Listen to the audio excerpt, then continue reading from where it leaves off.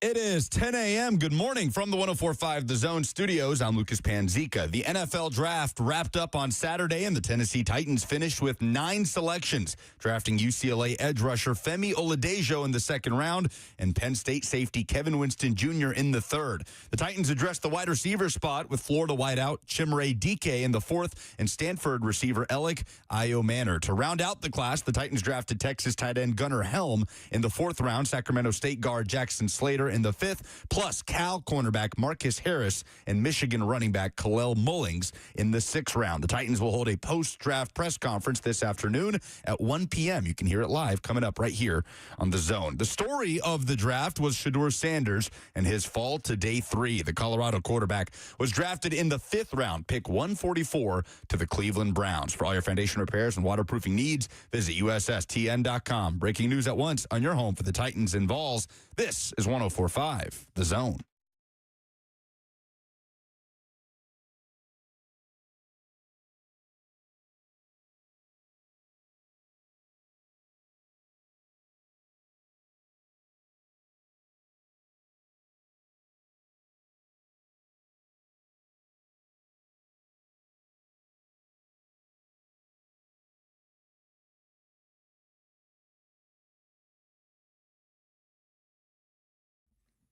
Foundation over flash. That's what this weekend was. That's what your 2025 Tennessee Titans draft class figures to be. Had you nervous on day 2, it felt like. I got all your tweets. I saw the responses. What do you mean a project pass rusher and a safety in the third round with the third round pick that they were able to pick up that did not play for basically all of last season? And then very quickly thereafter, you had a bunch of offensive skill players picked in a row, and it seems that the tone and the temperature was lowered just slightly. Good morning. Happy Monday. We're here with you until 1 o'clock, as is the custom. Lucas, Robert, me, Bruce Feldman will be here in just about 20 minutes from now. He's got a lot of good post-draft nuggies. I guess in-draft nuggies turn into post-draft nuggies. Do we play the music, the nuggie music for Bruce? Do we give him the Andy Reid treatment? I don't know how we're going to do this, but we'll figure it out at 10:20 today. High-quality production.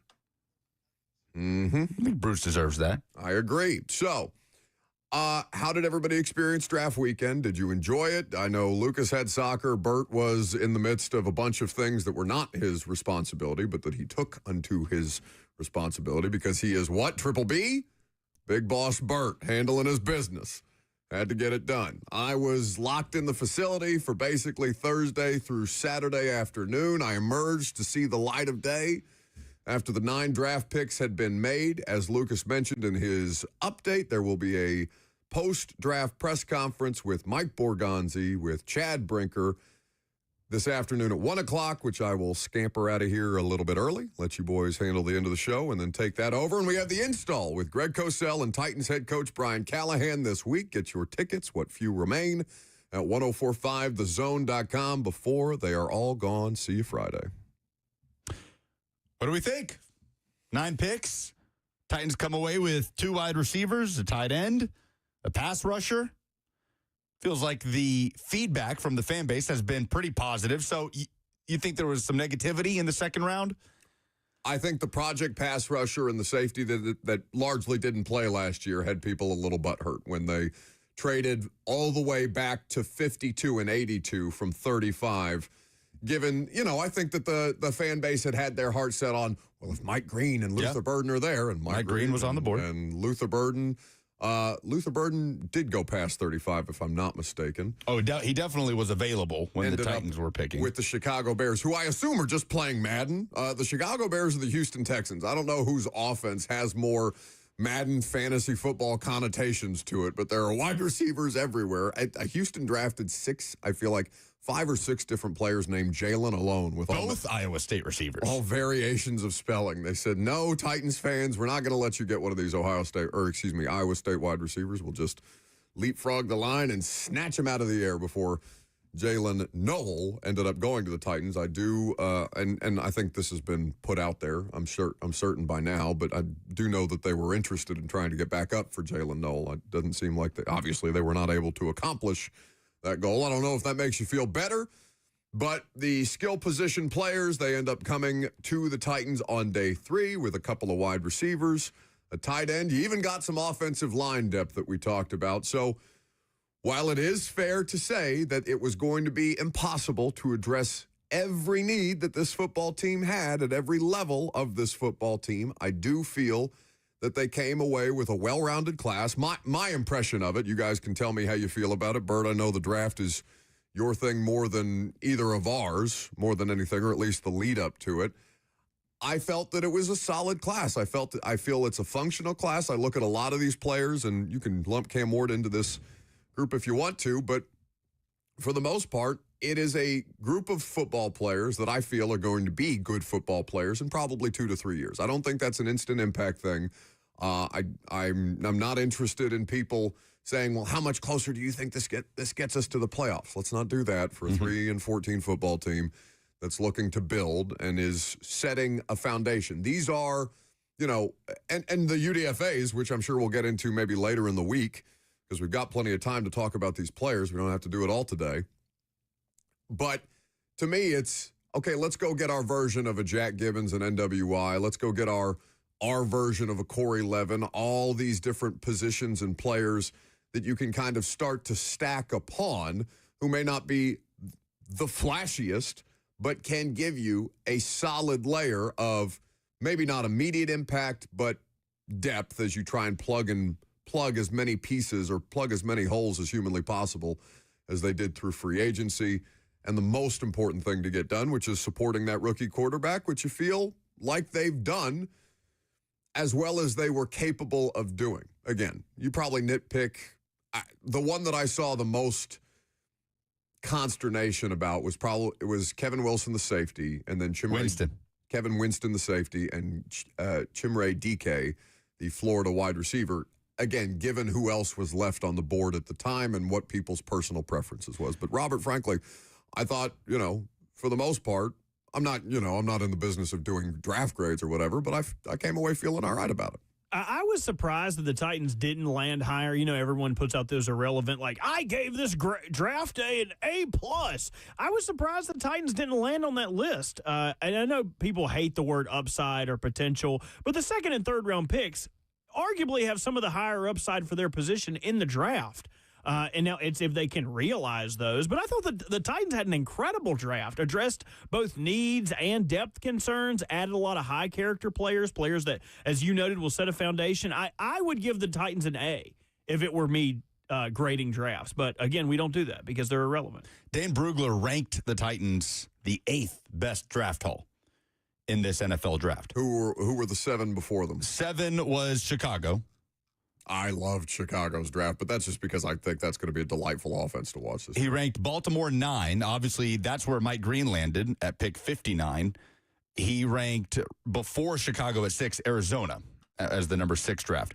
I mean, you say you're not talking about instant impact players, but you are talking about players that will have an opportunity to make an instant impact. A lot of contributors. Right. I mean, Femi Oladejo is going to have every opportunity to make an instant impact. Right now, it's him, Arden Key, and Draymond Jones coming off the edge. Oh, you down on Jalen Harrell, are you? Well, we'll see. 7th rounder out of Michigan. Okay, we'll add Jalen Harrell to that mix. I am assuming that they are not done in the post-draft free agency regarding edge. The front 7, because I know they picked up a couple of interior defensive linemen or guys that can play across the front. The front 7 is still lacking, and Zadarius Smith is still out there. I would like that to be target number 1, but we can, like I said, get to that later in the week. Chimere Dike adds an element that I don't think the Titans really have, just that take the top off speed. I know Calvin Ridley brings that on the outside, but Dike obviously is green and a lot younger, and he brings that 4.3, 4.40, but he's going to get that opportunity is what I'm saying, as is Aya Manor. I mean, Dike, it felt like,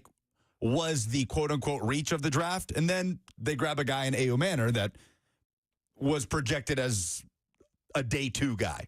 So it kind of made up for that. So, no, you're not counting on these guys to make an instant impact, but a few of them are going to have every opportunity to. But the good thing about Dike and in a lot of their other picks, in recent drafts, you would say, oh, they added him because they needed a speed element. Mm-hmm. But Dike doesn't add just a speed element. He also adds a size element.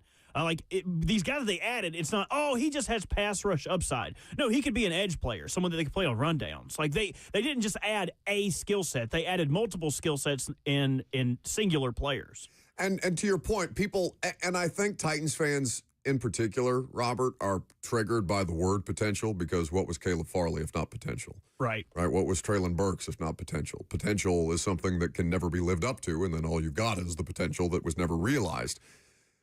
The thing that, and I like the way that they did this. This was a new wrinkle to the way that they helped us, I'll say, the Titans organization helped us cover the draft, which I enjoyed. Was we talked to Mike Borgonzi after, well, we talked to Brian Callahan after the first round. We talked to Mike Borgonzi at the end of the first round as well.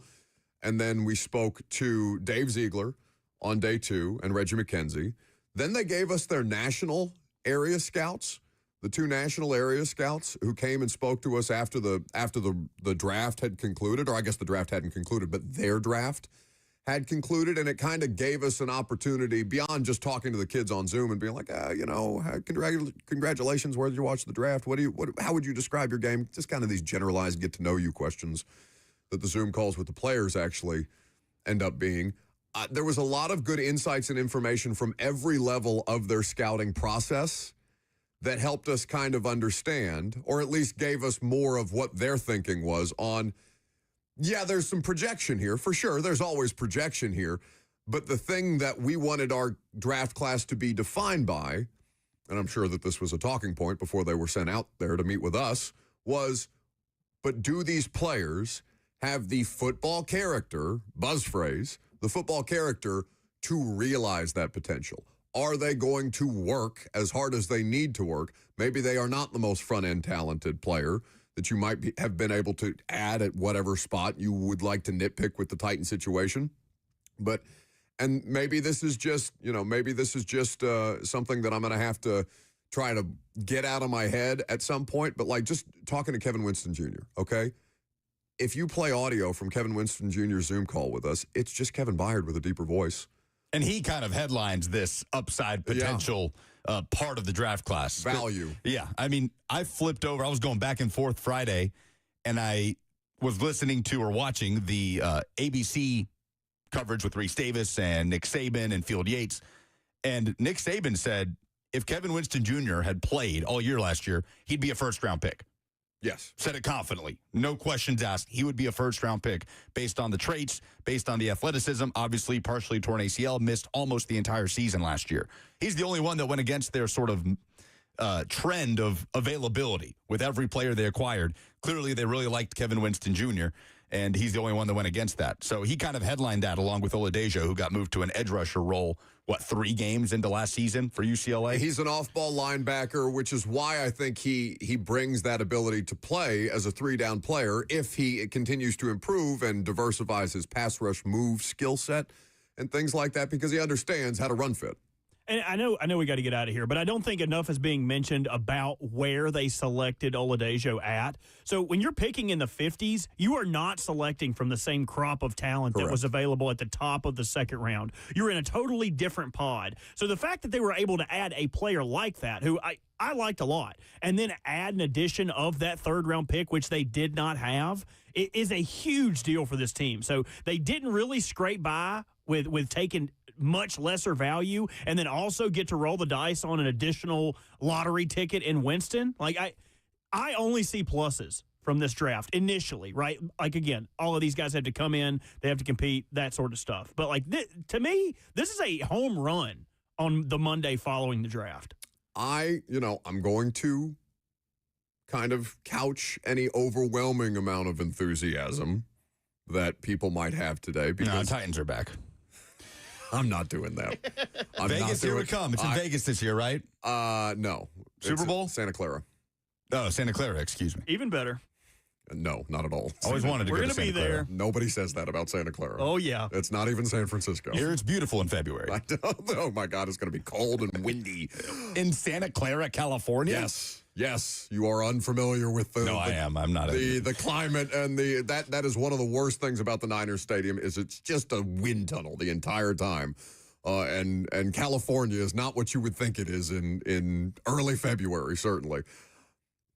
I understand why people want to get excited about it. You can get excited about it. Nobody's going to stop you from getting excited about it. Hell, Except for Buck right now. I'm excited about Cam Ward. I'm excited to watch him. I'm excited to cover him. I'm excited to see what level of trickle-down impact he and the rest of his 2025 draft classmates can have. I also think that this football team is still significantly further away from being anything that you can kind of stick your chest out about. They have to prove that these things are going to coalesce. This coaching staff is now going to be tasked with, all right, these are developmental players. These are players with potential. Can you help those players realize that potential?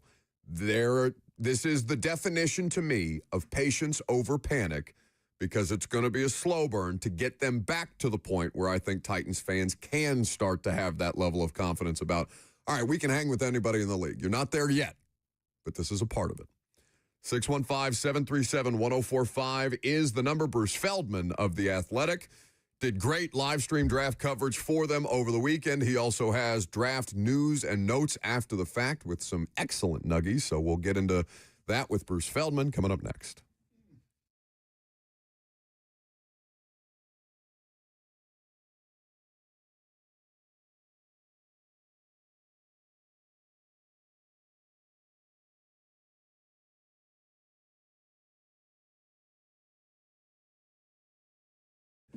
A lot of guys start to feel like they have less energy, or maybe your performance isn't what it used to be, and you chalk things like that up to aging.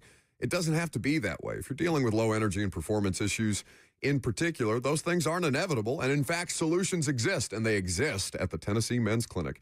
The difference with the Tennessee Men's Clinic is that there's no guesswork, no gimmicks, just real science and effective treatments.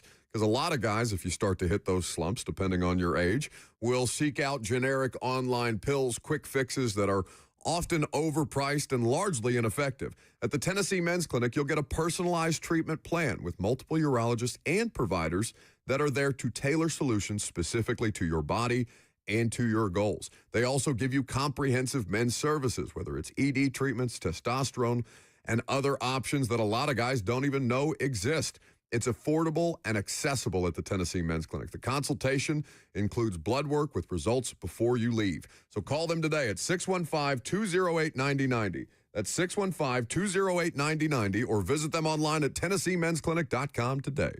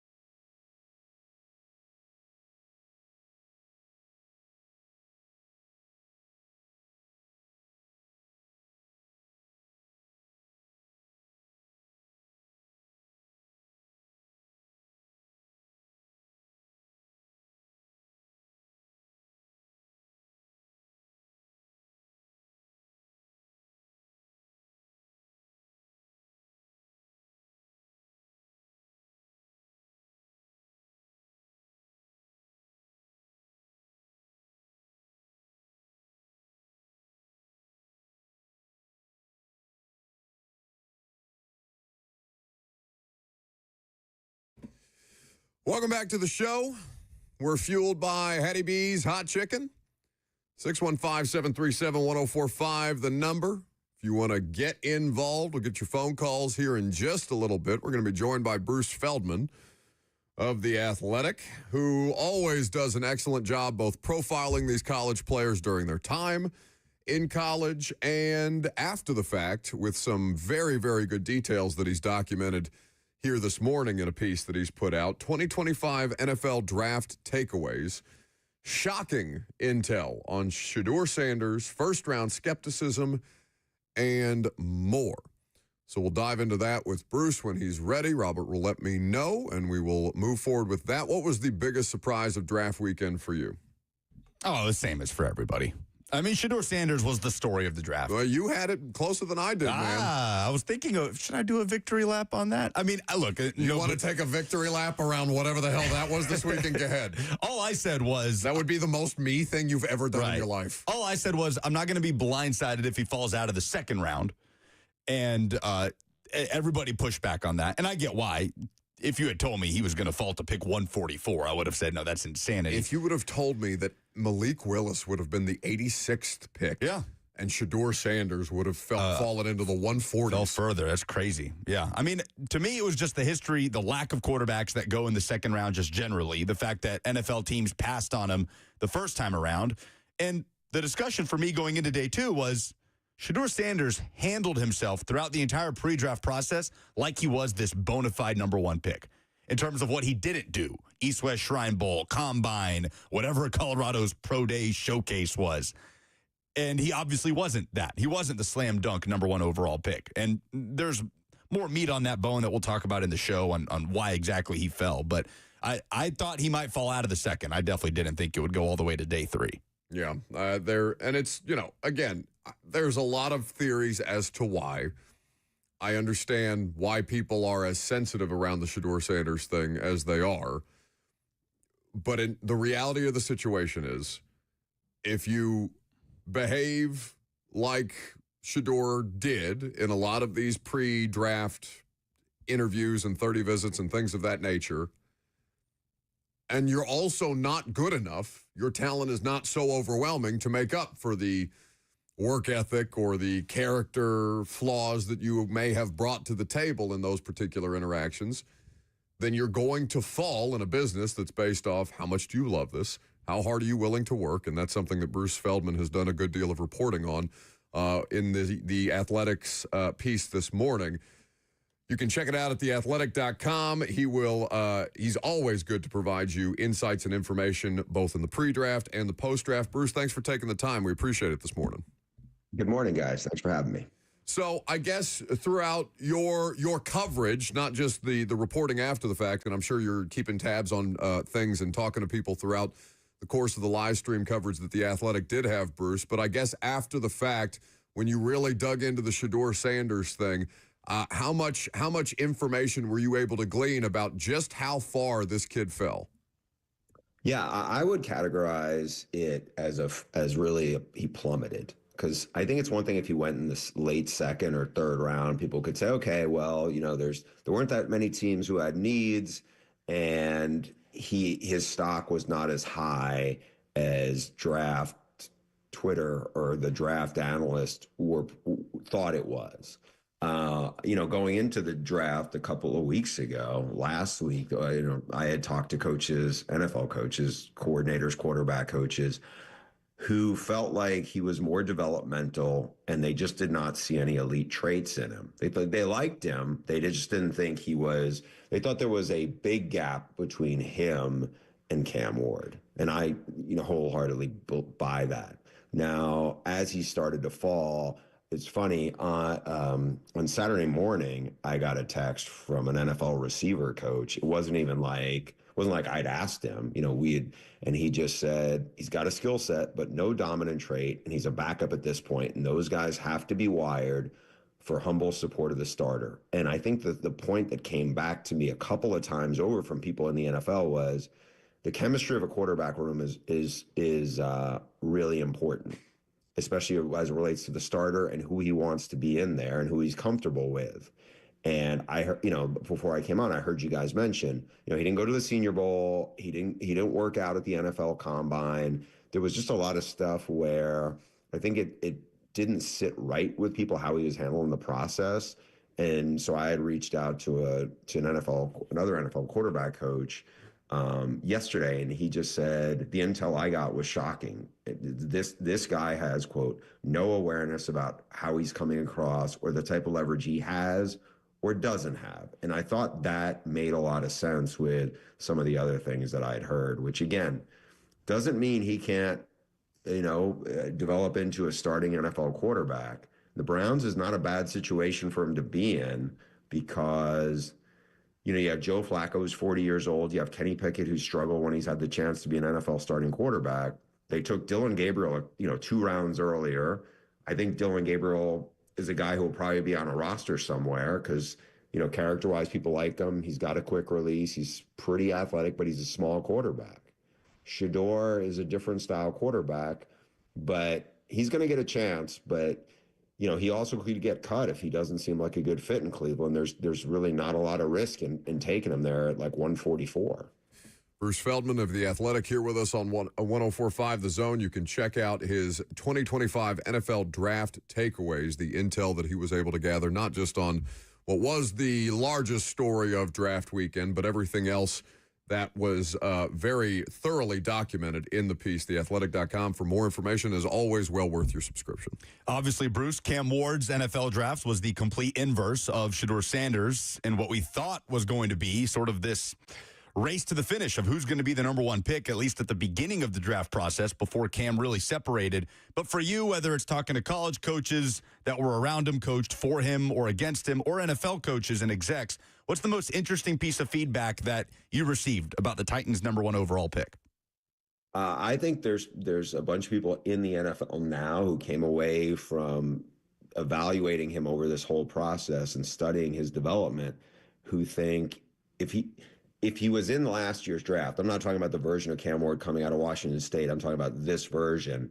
He is as good as a lot of the guys who went, those 6 quarterbacks who went in the top 12. Would he have gone first? Probably not. But I think he would be somewhere in the middle of that cluster.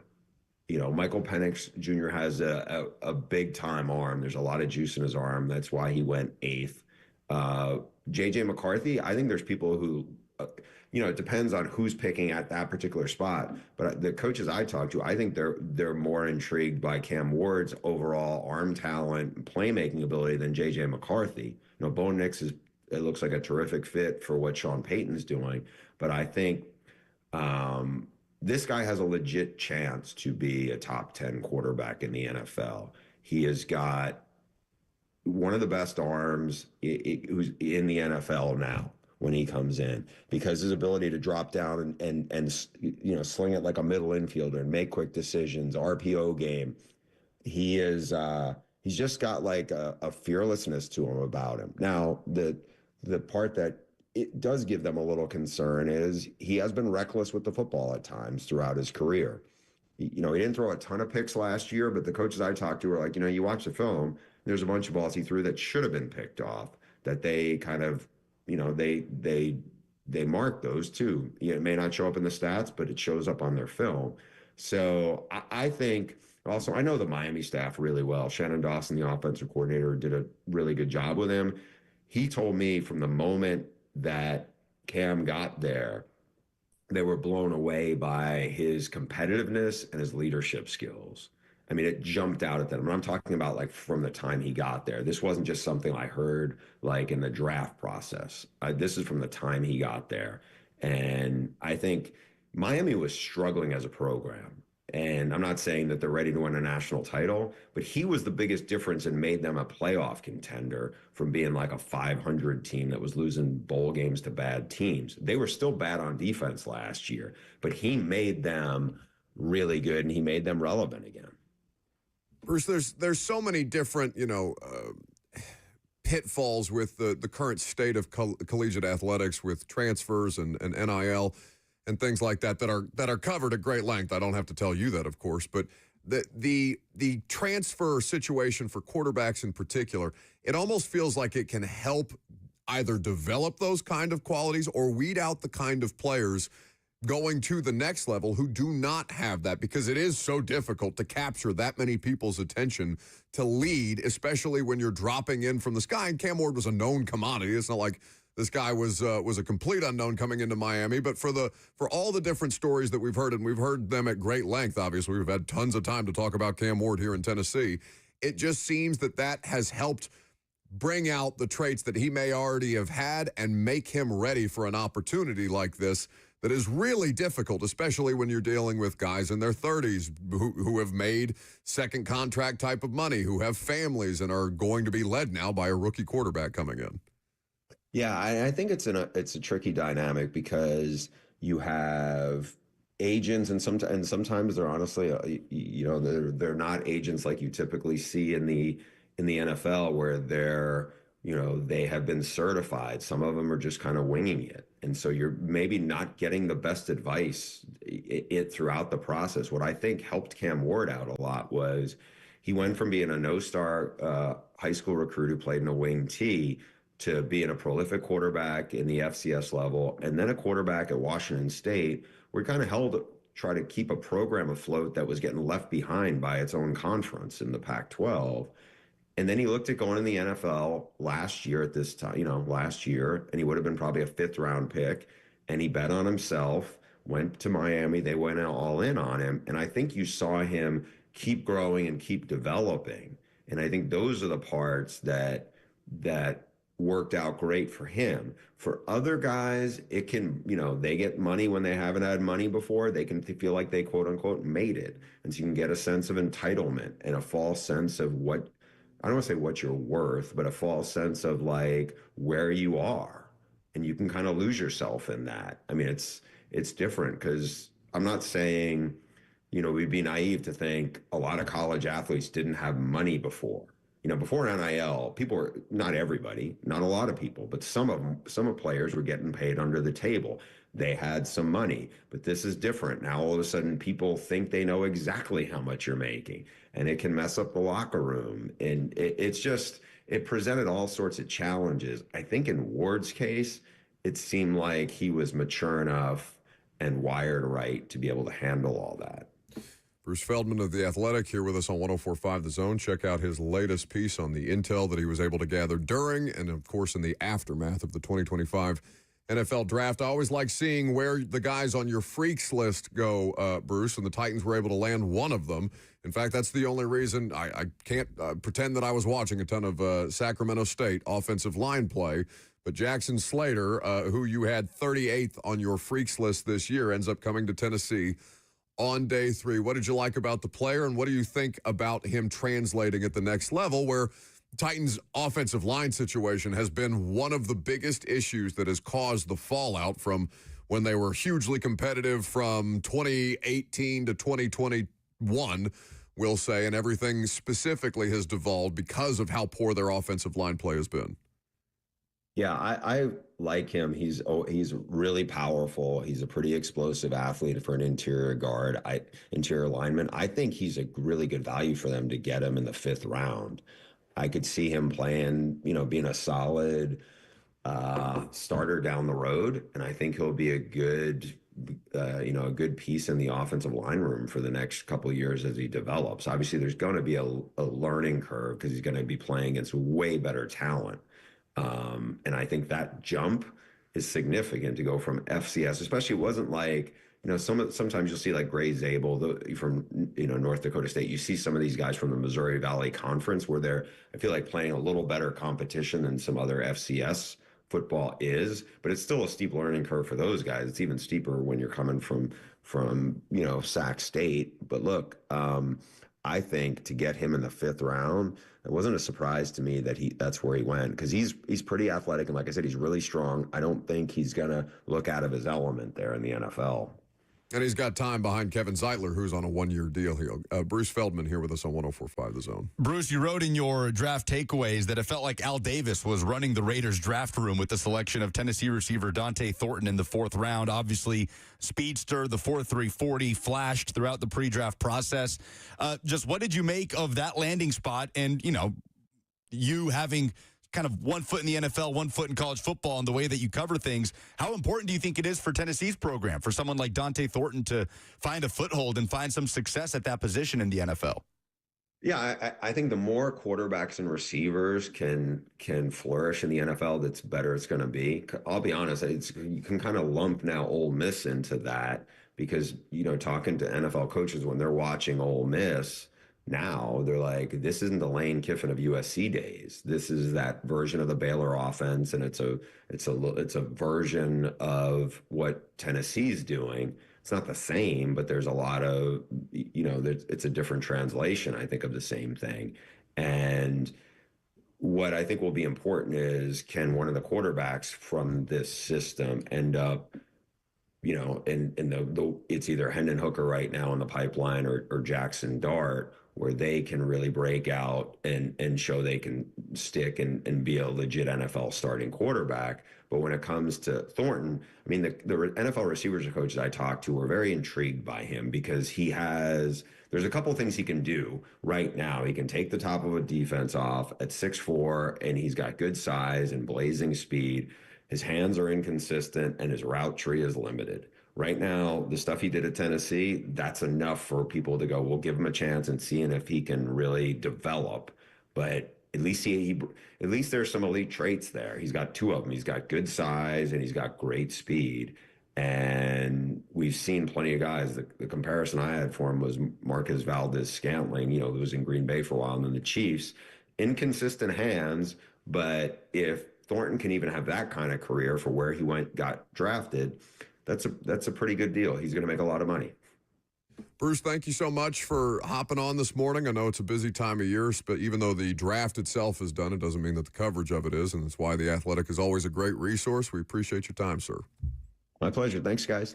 It's Bruce Feldman with us. You can check out his 2025 NFL Draft takeaways on theathletic.com, also at Bruce Feldman on Twitter.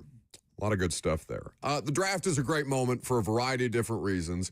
One, because you've got what largely is your football team heading into rookie minicamp and voluntary work, but also because of the life-changing moments that happen during the NFL draft. So we want to make sure that we don't gloss over all the good that happened. A little late Friday fire, the best moments of the NFL draft coming up next.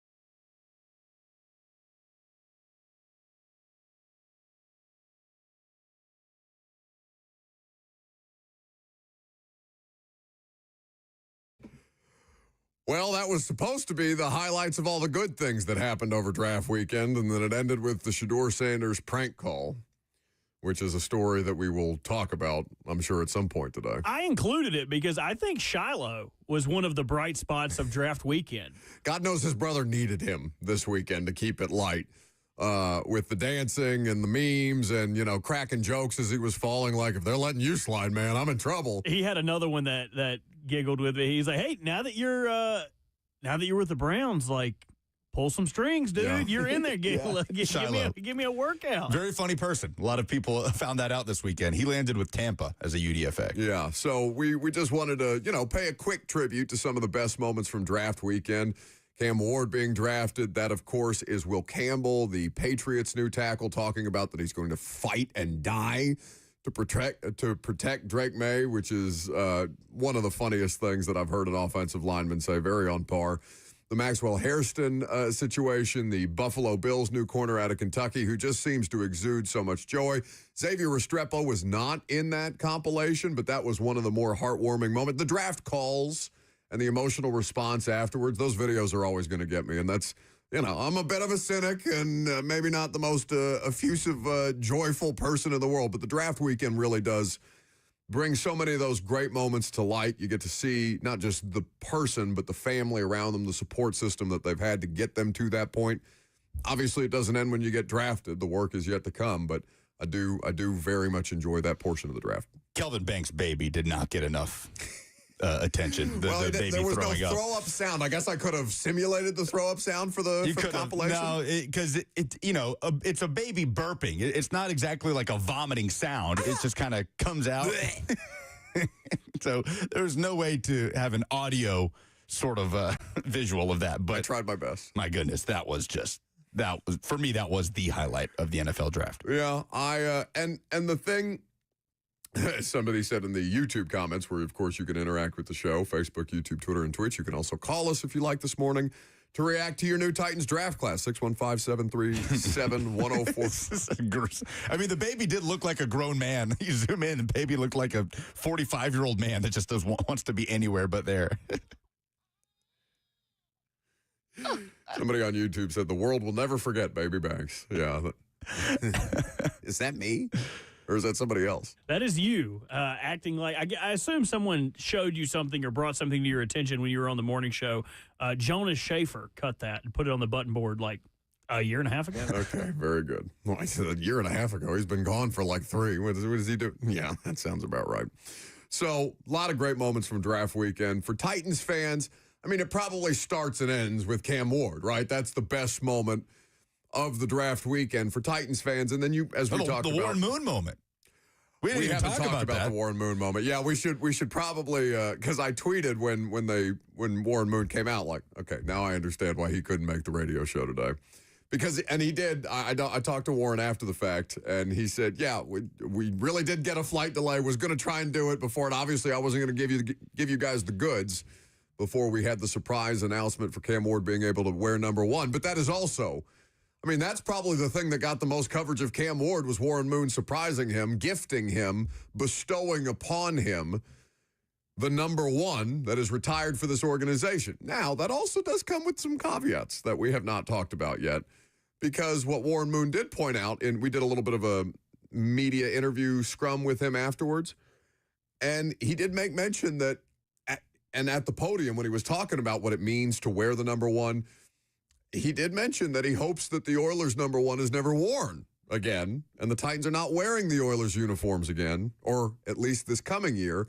Mm-hmm. And then he disclosed to us after the fact that he doesn't think that the Oilers uniforms may never get worn again, which would bring a lot of people a little bit more anxiety, be like, all right, we got to let Cam Ward wear number 1, but at what cost, right? Yeah. Well, I mean, if that's the case, then you would think that something was communicated to Warren that, like, no, don't worry, like this isn't going to happen. That's what I'm saying, right? Because he told us that he was still conflicted about it. He made a decision about a day and a half before they ultimately did the whole press conference, bring Cam Ward in for his introductory moment, have his whole family there, the whole number 1 storyline going along, and then you bring Warren Moon out of a side door to surprise Cam Ward. But You never get to wear the Oilers uniforms again. So they told us that there will not be Oilers throwbacks in 2025. You think they're just hoping that we just kind of forget about it and then just proceed into the future and just not address it and never wear them again? Did you see what I sent the chat, the article from NFL.com talking about the NFL and Nike getting ready to launch their rivalries program? So basically we're getting have you seen these NBA uniforms where they're themed based on the city that the NBA team plays in? So I guess Nike is going to try to bring that to the NFL next. The release said a new and exciting uniform and fan gear program that will give athletes and fans the opportunity to connect like never before. Rivalries, as it's called, will drive fan engagement by celebrating storied traditions and uniting communities with unique and elevated product designs. So the Titans, the AFC South, is not going to get these until 2026. They're going to tier these things out based on divisions. Sounds like first wave of participating teams are the AFC East, the NFC West, and then in 2026, the AFC South and NFC North will debut their rivalries uniforms, which would keep in line with, all right, we're not going to wear the uniforms in 2025, but here, look what we got for you in 2026.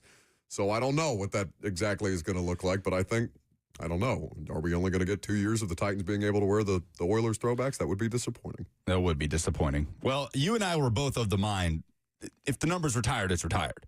I agree. But if Warren Moon is giving Cam Ward the number, who are we to say, no, that's wrong, he shouldn't do that, right? Sure, but with the addendum of, but he's not going to wear the Oilers uniform, number one.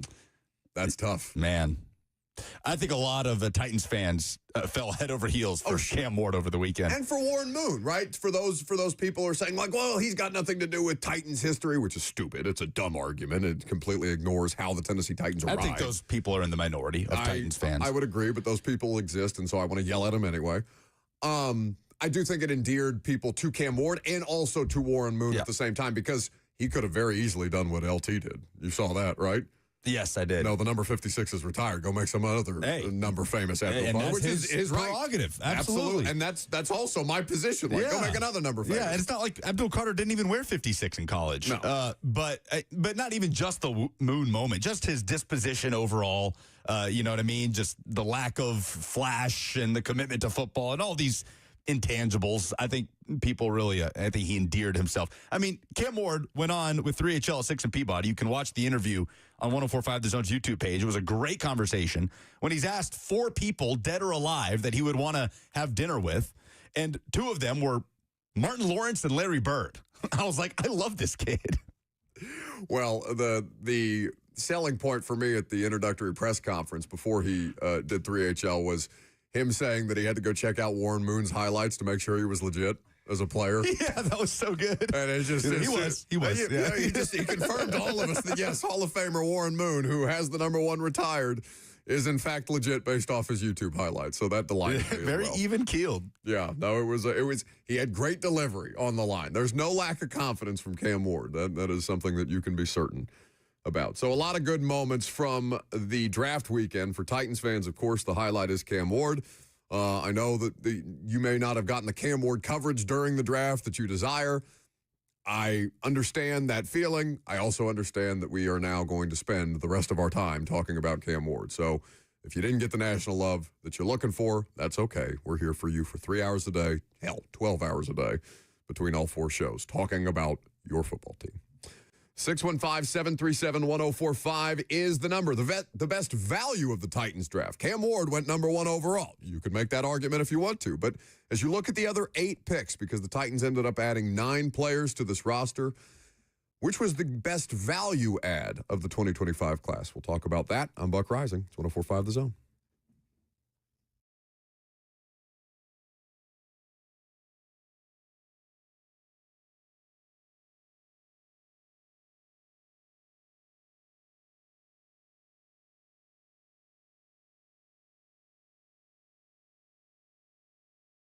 Robert, what the hell was that? I don't ever want to hear that Titans football on the zone thing ever again. That's awful.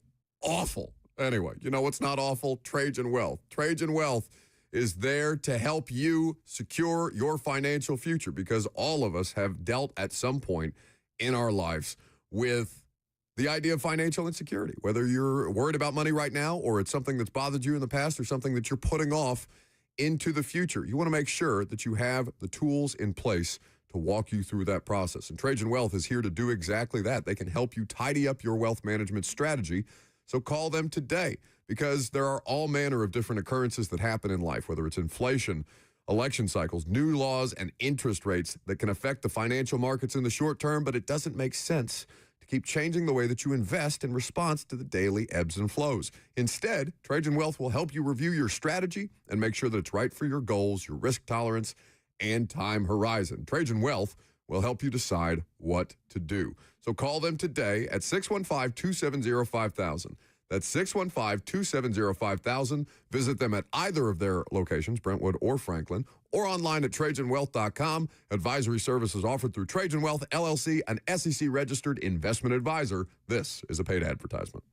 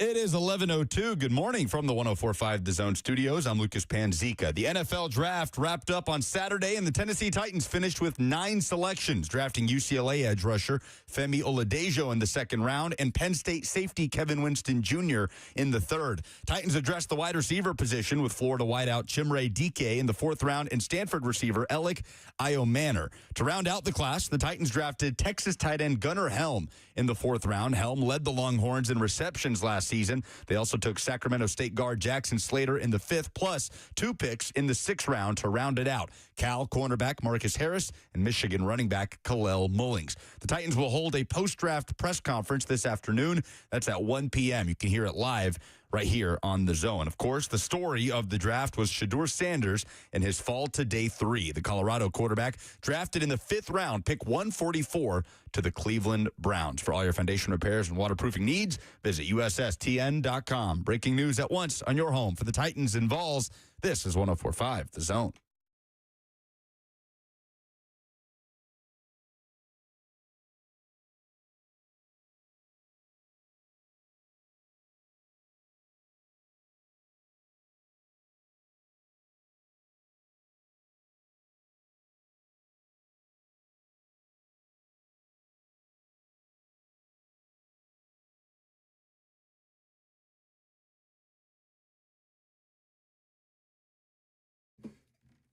So when it comes to the draft, it's not just about the quarterback, even though the quarterback is the headliner. It's about how much value, how much bang can you get for your buck. That's something that we're getting ready to work through right now. Welcome back to the show, fueled by Hattie B's Hot Chicken, the best hot chicken in the world. Lucas, Robert, and me with you until 1 o'clock. Well, actually, I'm going to dip out at about 12:40 because Mike Borgonzi and Chad Brinker have a post-draft press conference that I'm sure Blaine and Zach will carry after the fact. And so we will ask all the questions that need to be asked about safety, health for a guy that played, 3 games in 2024, and value added as opposed to potential, and all the different things about how they went about this process, this strategy, and how they're feeling at this point in time. And also what else needs to be done. It doesn't just stop with the UDFAs and the draft class itself. There's post-draft free agency now that needs to be addressed. I know I saw Elijah Moore is taking visits with teams right now. We'll see what happens with Za'Darius Smith and guys like Amari Cooper, who are still out there floating in the wind. There will be more transactions to come because teams still have needs. Levis and the trade situation that is lingering out there. Like I said, I did not anticipate it happening during the draft. It didn't make sense to me that a team would try to acquire Will Levis during the draft process, even though I know plenty of people lobbied for it and advocated for it. And what was the biggest player trade? Was it Sam Howell to Minnesota during the draft? That's probably the one that got the most attention, also because he's a quarterback. There weren't any really that come to mind other than that. But for the Titans, what's the best value that you got in this draft class? You're going to hear from the player, you're going to hear from a couple of different people around the draft situation here in just a second. I went back and forth on this. So just to run through the picks, the 9 picks that the Titans ended up making, obviously they were able to pick up an additional third-round pick, or a third-round pick. They didn't have one at all. They traded with Seattle. They traded 35 away and got 52 and 82 for the value that they were able to bring to the table. They added 2 defensive players on day 2 and then spent the bulk of day 3 on the offensive side of the ball. So Cam Ward, number 1, Femi Oladejo as your second-round pick, Kevin Winston Jr., the third-round pick, the safety out of Penn State. Then you go Chimere Dike, wide receiver out of Florida, Gunnar Helm out of Texas, the tight end, and wide receiver Alec Iomanor, the wide receiver out of Stanford, who I know had a lot of you guys caught up as a draft crush. You were disappointed to see him not go earlier, and then when you got him at 136, feels like Titans fans felt pretty good about that. You get into Iomanor. Okay, very good. Jackson Slater, offensive guard. Then the 2 sixth-rounders, Marcus Harris, a corner, and running back Kalel Superman Mullings. Oh, Superman. Well, that's who he's named for. Not Clark Kent, not the gentrified Superman, but Superman's original name from Krypton is what he told us. They took the hyphen out of Kal-El and made it Kal-El. Oh, that's pretty awesome. So Superman Mullings. That's pretty cool. If you want to give him a nickname, Superman Mullings is now your running back. He's a giant, by the way. He's 6'2". He's a big old, I can't say those words on FCC Safe Radio, but you understand my point. Superman Mullings, your running back, your final pick, 188. So what was the best value among them? I think it's going to be hard to not take a look at Kevin Winston Jr. and say that that was the best value when Nick Saban is saying if that guy had played in 2024, he'd have been a first-round pick, no question. Yeah. I am willing to hear you out on Gunnar Helm as well as a value-added pick because I like the skill set that he brings to a tight end room that's uncertain and not overwhelmingly consistent, and somebody who I like the idea of growing as a player with Cam Ward. I think he brings a lot of things that a rookie quarterback or a quarterback just generally would look for in a support system, a security net type of situation. I like Gunnar Helm out of Texas. The two wide receivers, A.O. Manor is probably going to be the one that I hear a lot of. That's me. That's mine for sure. Well, the injuries that he's had make me, that's really the only red flag that I would have around him because he has had a fair amount of injuries, and it's not necessarily connected. He just appears to, he needs a little bit of calcium in his diet, it would seem, for as many broken bones as this man has had. So availability, will it become a question in the pros? He's got good size, and certainly his tape against Colorado in 2023 will make you fall in love with him, especially understanding that Travis Hunter is going to play in this division, and you'll see him twice a year with the Jacksonville Jaguars. It's hard for me to work off Kevin Winston Jr., though, because if he had the potential to be a first-round prospect or a first-round grade and you got him in the third, then that to me is about the best value that you could have. So tell me more about these injury issues. I'll pull up the with I.O. Manor because he hasn't really missed a game since 2022. I mean, he's been very available and productive for Stanford, who's been dreadful in the last 2 years. I mean, back-to-back 3-win seasons made up his last 2 college years. But that Colorado game, I remember very, very well. What do you see there? So he tore his ACL, his MCL, his meniscus. He missed his true freshman season in 2022. He's also had a couple of bumps and bruises that have not kept him off the field, which I'm sure they appreciated. So no broken bones? Nothing overwhelming, it would seem. Okay, so a bad knee injury that took him out in 2022. That was a medical redshirt year for him. And then he went on to be available and productive. It was third-team All-American 1 year, second-team All-ACC, first-team All-ACC in that 2023 season. That's his only 1,000-yard season, 831 yards for 6 touchdowns last season. That Colorado-Stanford game. Now, just quickly, he did miss the Senior Bowl with an abdominal injury at the time. And he also, the devastating knee injury that we talked about, he also had a PCL. So he's basically torn everything in his knee. Okay. At some point in time. I misspoke when I said bones. It's a soft tissue situation. That game against Colorado, I mean, do you remember that game? Yes. I remember that game like it was yesterday. I was watching that in a hotel room on the road. Yeah, it was a Friday night. Yeah. Colorado was up 29-6 early in the second quarter, or a third quarter, after halftime. 29-0 before halftime, actually. And Stanford stormed back, winning in double overtime. And everybody has seen probably by now the play of him, Tyrone pro-throwing Travis Hunter with the catch around the helmet, just kind of dunking on him in that game.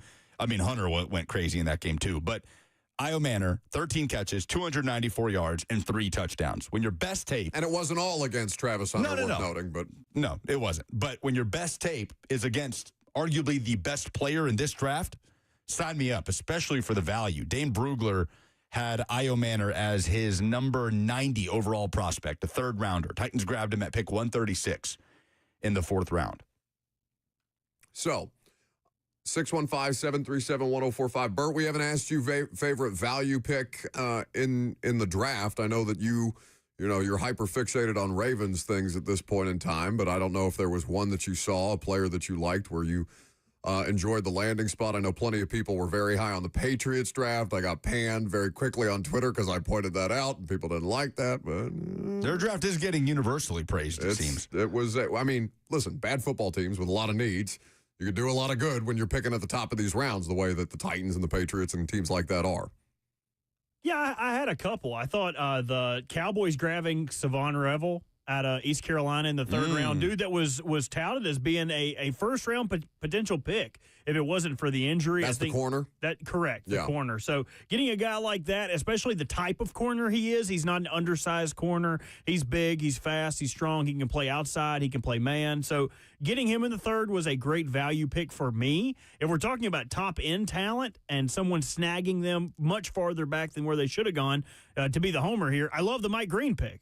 I love him falling all the way to 59, snagging him with some troubled past, I assume, was the biggest factor in him falling in the draft. I would say. But with no cases, there's nothing being held against him for this. Isn't that close to home for him, too? I believe he's from Virginia Beach, but I would have to check that. So, yes, it is closer to home. So started his career at UVA? Yes, and at then Virginia. had the sexual assault situation pop up. He then transferred as a result. There was another situation at Virginia where he was dismissed from the team before a spring practice where the coach came out and said he's no longer on the team because he's not here.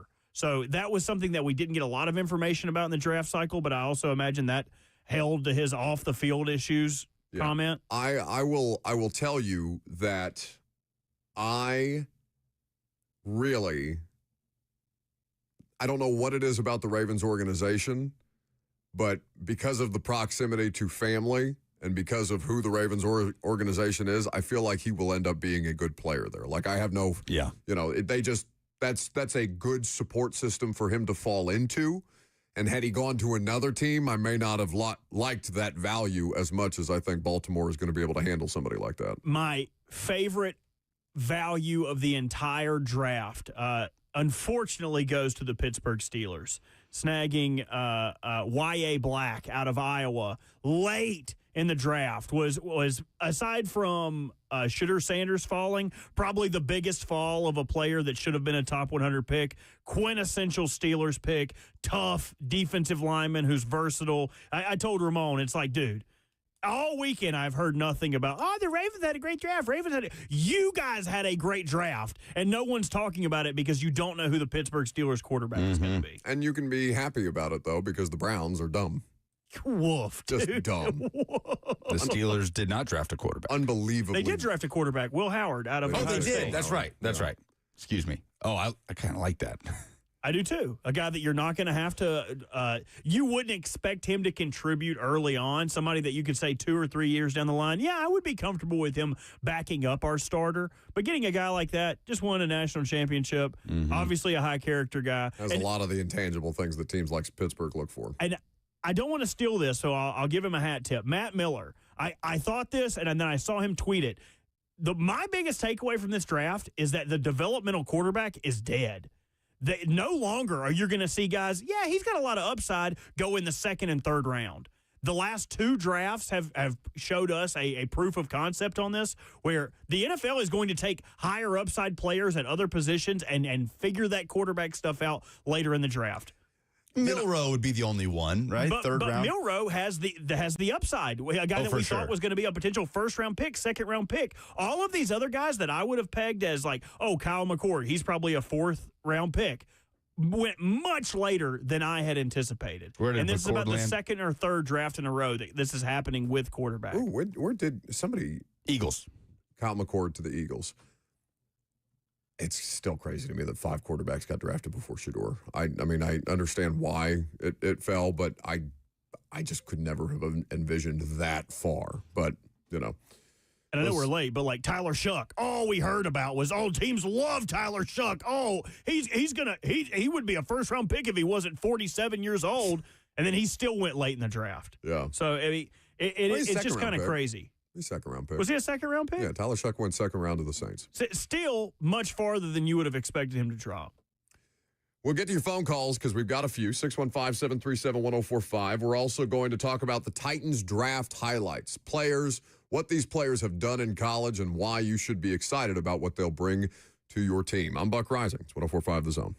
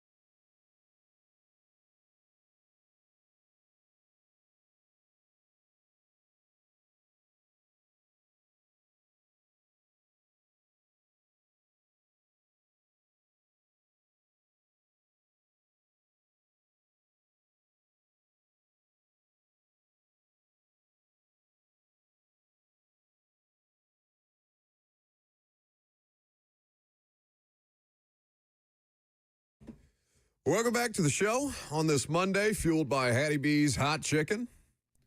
We're excited to have you and Hattie B's at the Install Live with Greg Cosell, Brian Callahan, Titans head coach, going to be breaking down the tape of not just Cam Ward, but I was actually texting Brian yesterday, and I said, you know Femi Oladejo brought up that he picked off Cam Ward when they were playing each other, when they were both still in the Pac-12, before Cam Ward went to Miami and before UCLA was a Big Ten school.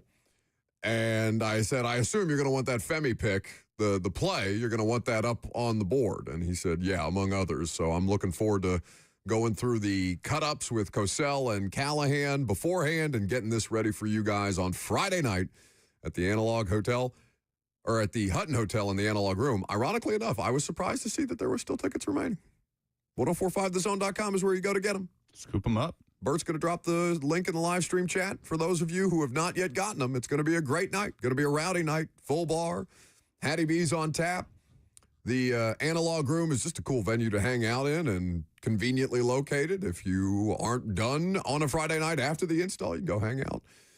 Get some dinner, do something like that. It's going to be a lot of fun, though. We're going to have all kind of good guest appearances from people from the zone. And, of course, Callahan there to break down the tape with Greg, and me just shutting up and get out of the way, which is a lot of your guys' favorite thing about this event. So Oladejo's only interception in his UCLA career came against his now teammate. Mm-hmm. One of 2 picks in his collegiate career after transferring from Cal. The cornerback, the 6th-round corner that they took, also, Marcus Harris brought up that he played against Ward at Cal and at Idaho before he transferred to Cal. So a couple of players reuniting with Cam Ward who have seen him or been around him or played against him now as teammates, which overwhelmingly the refrain was, yeah, I'm happy to have that guy on my team as opposed to playing against him this time around. So we asked you the question, what's the best value pick that the Titans had in this draft? And you guys responded, so let's get to some of those. 615-737-1045 is how you get in there. Let's start with Mark. Hey, guys. Hey. Can you hear me? Yes. Hey, thanks for taking my call. My biggest value pick through the whole draft process may surprise you, but Xavier Restrepo, led the ACC, and receiving yards. Miami, has the record at Miami for most receptions, receiving yards, and touchdowns. Plus playing with Cam last year, and being familiar, having that chemistry. I think, in my opinion, that's the biggest value pick.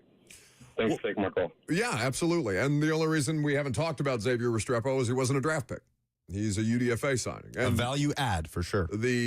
Certainly the value add. Josh Pate immediately texted me and saying that's, to paraphrase, that's as big a layup as you or as they could have made, adding Xavier Restrepo to Cam Ward. And I wonder, because I never saw any guaranteed money or any dollar amount, or at least I haven't yet. Maybe it's been out since this morning or since last night, last I looked.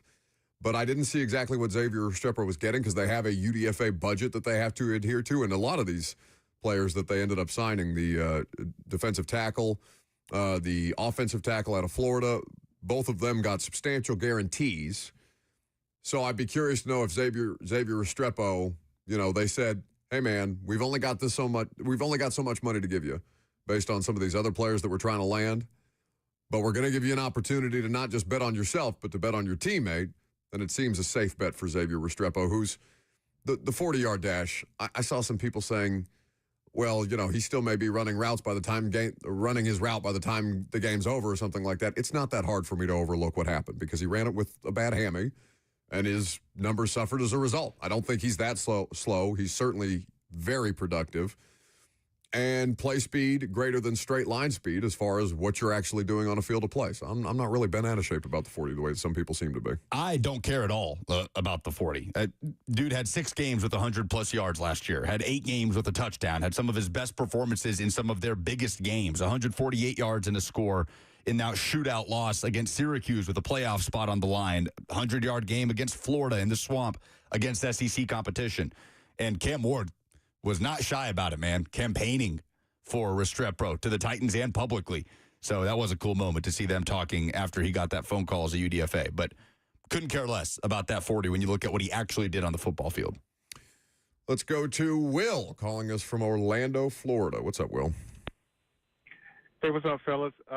Actually, I like Gunnar Helm. I think you got a big, target in the end zone for Cam Ward to hit up. So I kind of like that pick. But I actually did have a change of question for you really quick, and maybe you can answer this off air.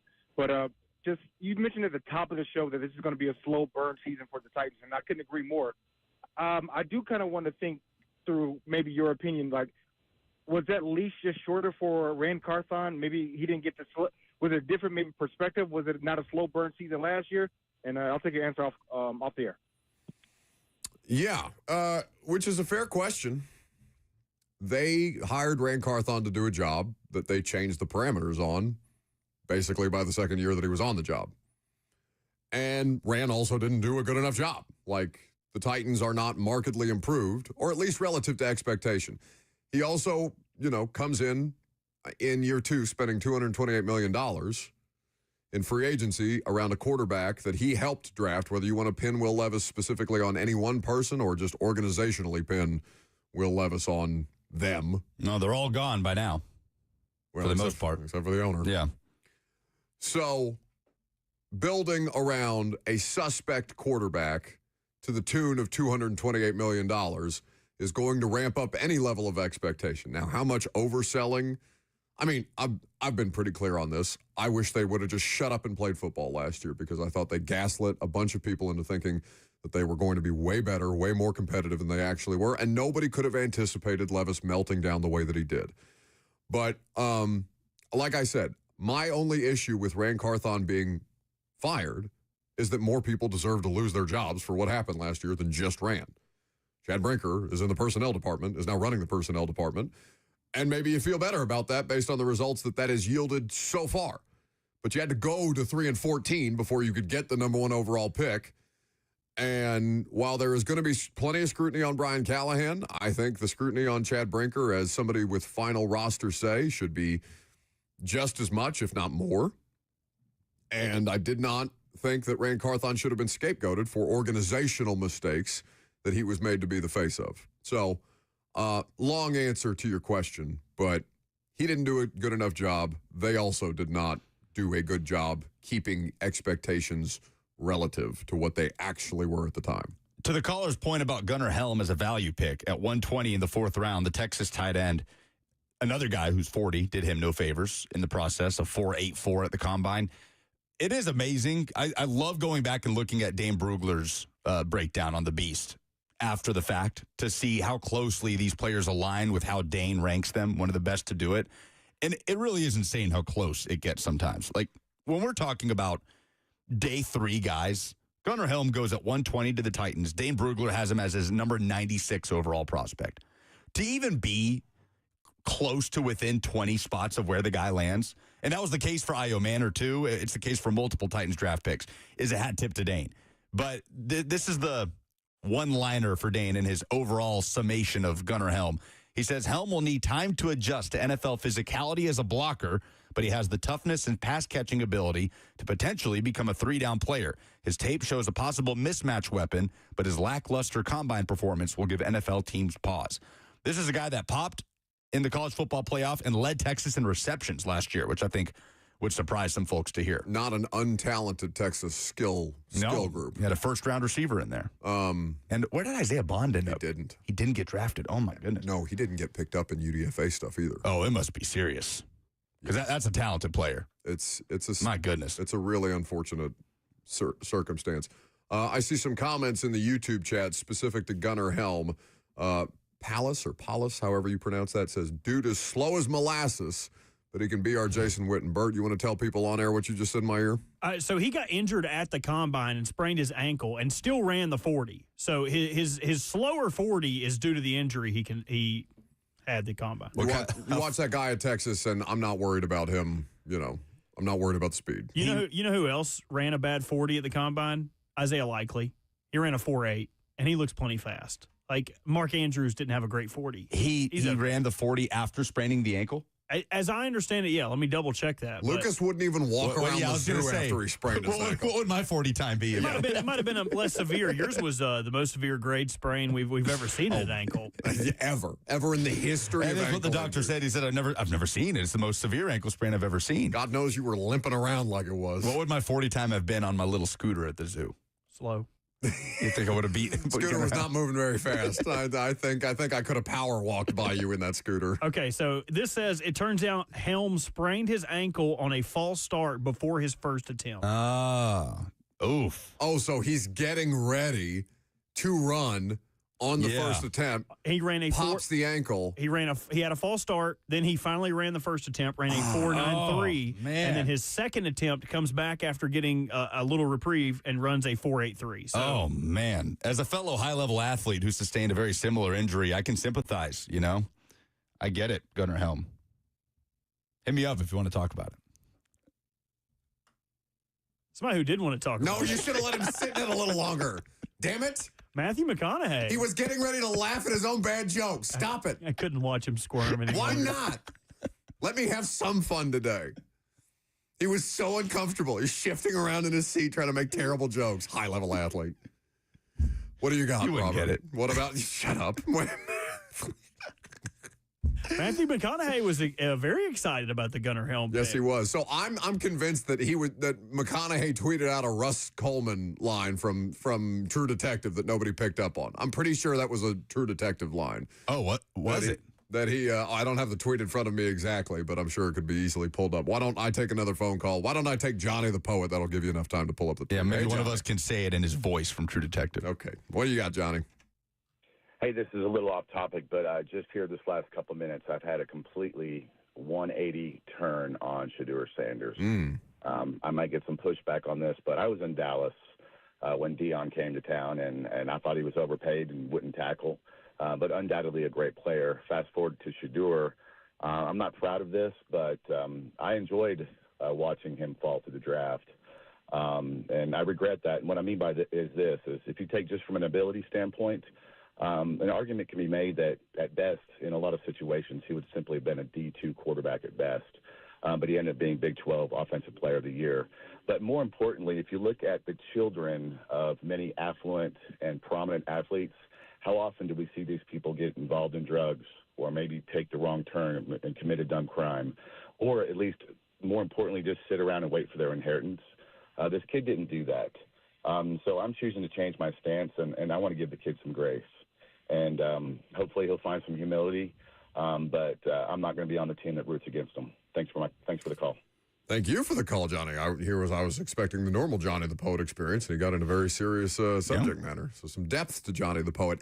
Let me say this, okay? There's plenty of people who probably echo that sentiment, and Johnny just comfortable, or at least, not scared to say it publicly the way that people will hide behind, profile pictures of their dog on Twitter and tweet all manner of awful things at a kid who's, I have gotten plenty of feedback from people in the NFL about what a jerk Shadur Sanders was the whole way through, okay? So nobody's making him an overwhelmingly sympathetic figure here. But what the Ole Miss frat douche prank call situation, including Jeff Ulbricht's son, the defensive coordinator of the Atlanta Falcons, the fake call from fake GM of the Saints, Mickey Loomis, telling Shadur, hey, we're going to take you with this pick, but you got to keep waiting, on a number that only people in the NFL had. Shadur got that phone specifically for the draft, gave that number out. Well, hang on now. We're going to talk about it coming up. I know, but I'm just saying, you can think that Shadur Sanders needs to have a humbling moment and also feel a degree of sympathy for him, because nobody should be treated that cruelly. Well, nobody. Greg Cosell and Brian Callahan are going to humble Buck about his lack of ball knowledge at the Install Live, a live taping with Cosell and, as I said, Titans coach Brian Callahan at the Analog, the Hutton Hotel, this Friday, May 2nd. Cosell, Coach Callahan breaking down the Titans 2025 draft and UDFA class as they take questions from the audience and more. Two Rivers Ford, Hattie B's, Monkey Shoulder, Scotch Whiskey, Milagro Tequila, and Wholesale Supply, making it possible. Limited number of tickets left. 1045thezone.com is where you can get them. You want to hear the McConaughey tweet? Yes. He had something to say about every Texas player that was Are you drafted. going to do it? And It's like Tyler Lockett and new Titans players. Tyler Lockett tweeting literally every Titans player under the sun. McConaughey, after Gunnar Helm was selected in the fourth wait. round by the Tennessee Titans. You going to do the voice? Of course. Okay. High, low, early, late, loves the ball and goes north-south, one line. That's for sure a true detective line. That's not the worst impression I've heard. You've done way worse voices. All right. Bert's will just turn into Harry Carey. My favorite impression. Every impression. Here's Winston Churchill after signing the Treaty of Versailles. Well, listen here, guys. I don't know why we thought we had to break down that wall anyway. What are we doing here? We'll fight on the beaches. We'll fight in the streets. To the last drop of alcohol. My favorite impression Lucas does is the one his butt leaves in that seat after sitting for 3 hours. Lucas didn't think that was funny. He didn't like that joke. He didn't like that joke at all. I'm tired of being objectified on this show. Oh, I mean, so listen, stop wearing pants that are that tight. I'm going to miss that fat ass while you're gone.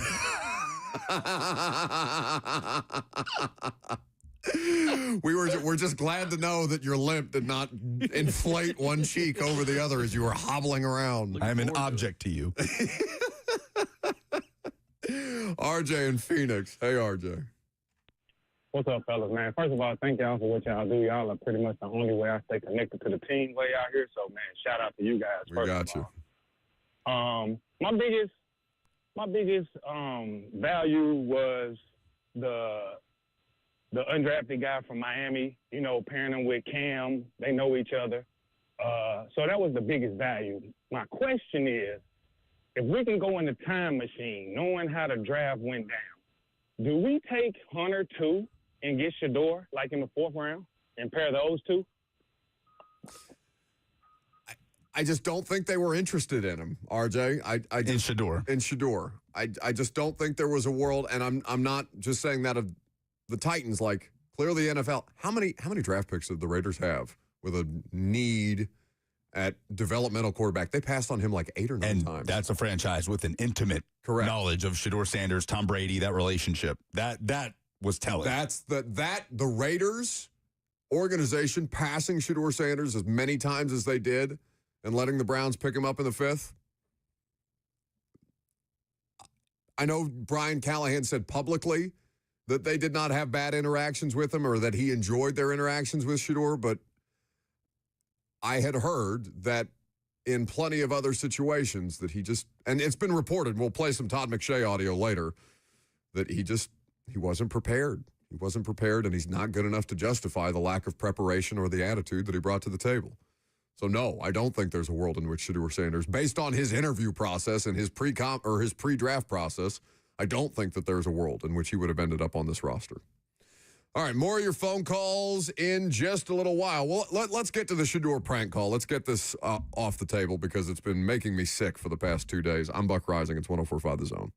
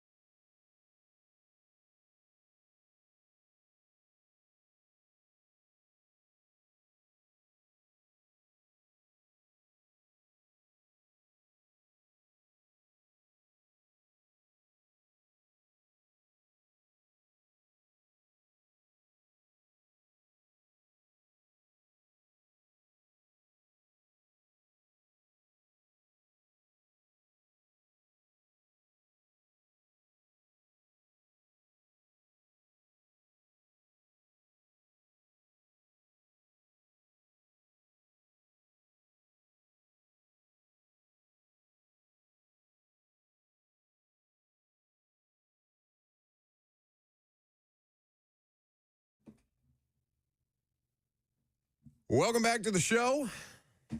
We are fueled by Hattie B's Hot Chicken. Best hot chicken in the world. Get some more of your phone calls before we talk about, let's talk about the Shadur Sanders thing before we go back to the phones.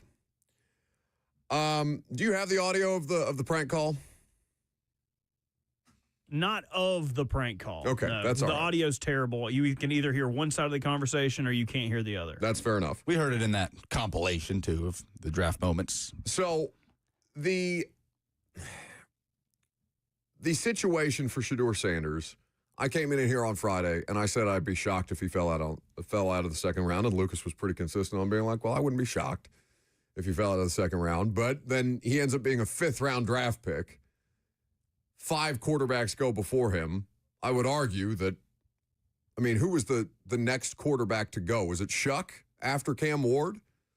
Yeah. Before Dylan Gabriel. Dart. Dart in the first round, then Shuck.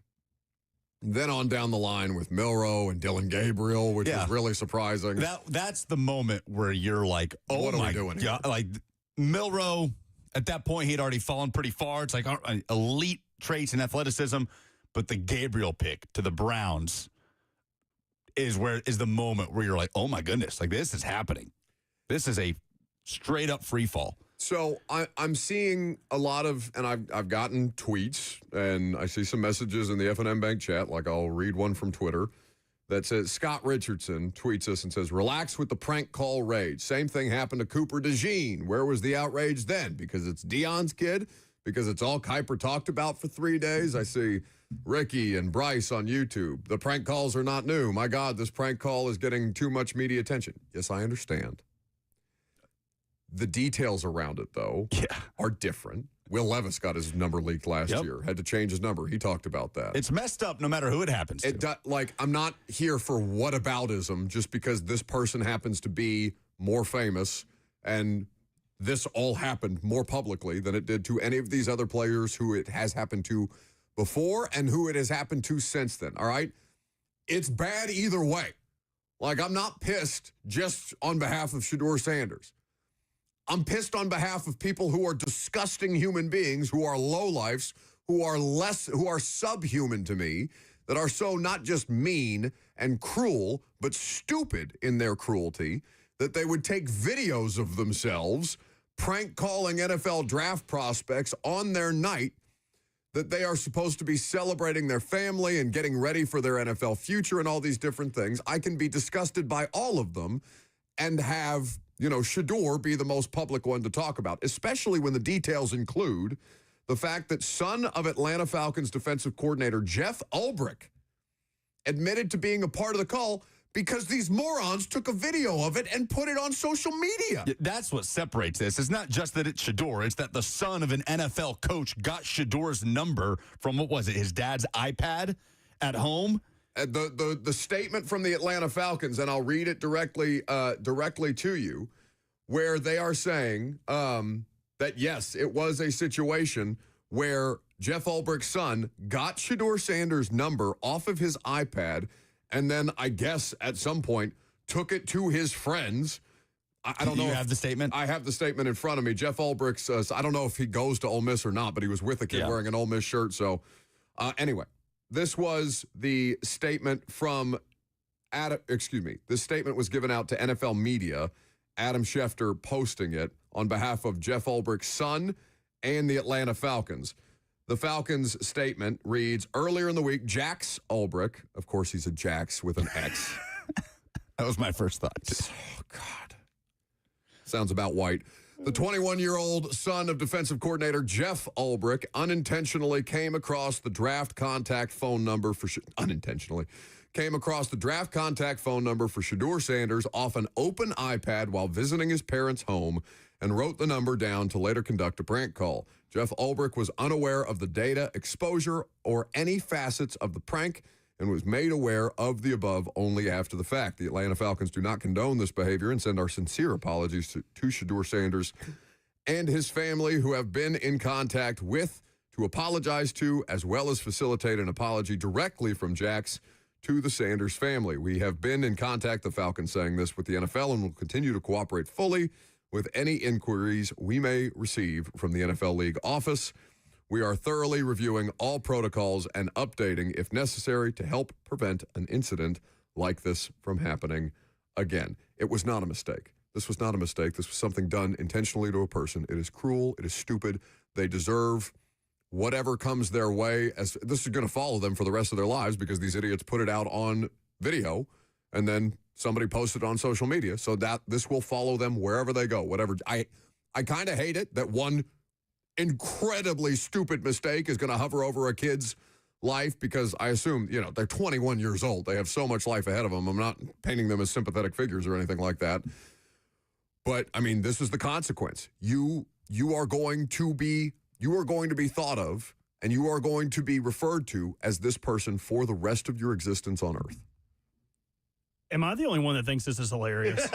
Am I the only one that thinks this is literally, and I don't even want to say anything about what you I got a text from somebody saying Lucas and Bert would do this. And I said, no, you know what? I did do this. I said they're both stupid, but they're not cruel. As a kid, I did do this. And that's why I have to come against you a little bit, to call them stupid or think of them as subhuman. You were defending all these college kids with its NIL stuff that they're not adults yet, but this guy, I used to make prank calls when I was a kid. Yeah, but not like this. Well, he didn't say a slur to him. He didn't call him fat. We didn't draft you because you're a bad player. He just made a prank call. He just called him and hung up. I don't see that. There are shows, Crank Yankers. Have you guys ever heard of Roy D. Mercer? He's probably sold more CDs than Gwen Stefani. Didn't they stop doing shows like that because of all the litigation around them for people who get offended and bothered by all these different things, or it has legitimate impact on by these times? Howard Stern still does phony phone calls. You think it didn't impact Shadur Sanders in any way, shape, or form? Okay, what impacted him more? Falling due to his own bad interviews in the draft, or one person calling him and saying, hey, we're going to pick you here. You're just going to have to wait a little longer. To a number that only the NFL had. This came from somebody in the NFL or was taken from somebody in the NFL. This is so you're at That's that even point, funnier to me. Well, it's that's even his dad left an iPad open and he stole Shadur's number off the pad. That's hilarious. This is a Max Keebler-esque. This is a big fat liar-esque prank. It was I just don't. Everyone's like, this is the most awful. He didn't say a slur. He didn't call him a name. He didn't leak his number so other people could call him. He just did a prank call. He stole the number from his dad's iPad. He brought it to his college roommates. They then prank called Shadur Sanders in the middle of one of the biggest draft falls we've seen. Again, Will Leviston. Yeah, well, we know what happened. All of these different things like that. I don't think that you should be as casual with that as you're being. I really don't. I think it's hilarious. I think it is hilarious. We are acting like he killed somebody. Like this is going to hang over him for it was messed up. It's on video. It's going to follow him for the rest of his life. This will never stop him from getting a job. I don't think that's true. This will never what stop kind of a job? Because it will stop him from getting certain kinds of jobs. If he wants to be a janitor, that's fine. Don't we overlook people making mistakes when they were 21 or in college or having a DUI or breaking in? Not when it's on video. It is. Joe Mixon is playing in the league. We just talked about how Jeffrey Simmons did this in high school, and we played the video of him getting drafted. And how long did it take? That was run into the ground. He was assaulting a woman. This guy called someone and did a prank call. It's not that big of a deal. It's funny. This is funny. It's not funny. He's not even going to get suspended from school. It's not funny. He will get his wrist slapped by his daddy and get his iPad taken away. I don't care about the consequences, Robert. It's not funny. I care painting it as funny. This is funny. What happens to this is not funny. And I don't think you should perpetuate the idea that it is funny. And I'm not, it's not some whatever polarizing thing like, oh, too woke, this, that, and the other. No, it's just a terrible, rotten thing to do to another human being. And people should generally be better to other human beings about that. I don't think that that's the most unpopular thing in the world. I don't think that's woke. I just think it's rotten. I don't think anybody should do that. And I'm not just saying that because I didn't, this is not something that I did. Okay, maybe if I did that, I would have more of your perspective or whatever. I think it's a terrible thing to do to another person. I think if something like this happened to you in a moment where you're very emotionally vulnerable, and I love you, but you get emotionally vulnerable sometimes when you're thrust into situations that are not your fault, or when you're blamed for certain situations. Sure, but that wouldn't make it not that funny. have unintended consequences. Yes, it does, because it is cruel. I wouldn't think it's funny, but you guys would think it would be funny.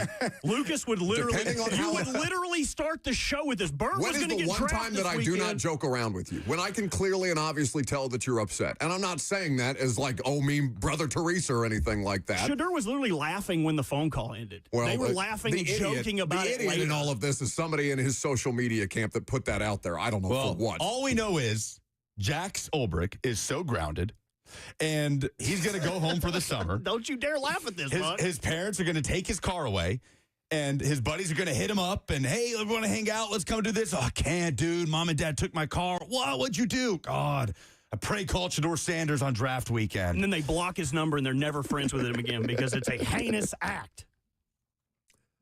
It was messed up, but prank calls do happen. Like, you can have a sense of humor about things and also think this is wrong.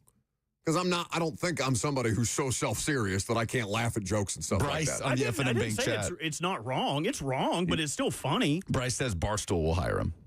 Yeah, probably. I mean, God, oh my God, that would be a great podcast. That would be the funniest thing ever. Just hire him to do they prank put him on calls. that damn TikTok podcast that Portnoy's a part of or whatever. God, I sound so old, that damn TikTok podcast. Anyway, 615-737-1045 is the number if you want to jump in. Titans add some juice on offense. We'll talk about it next.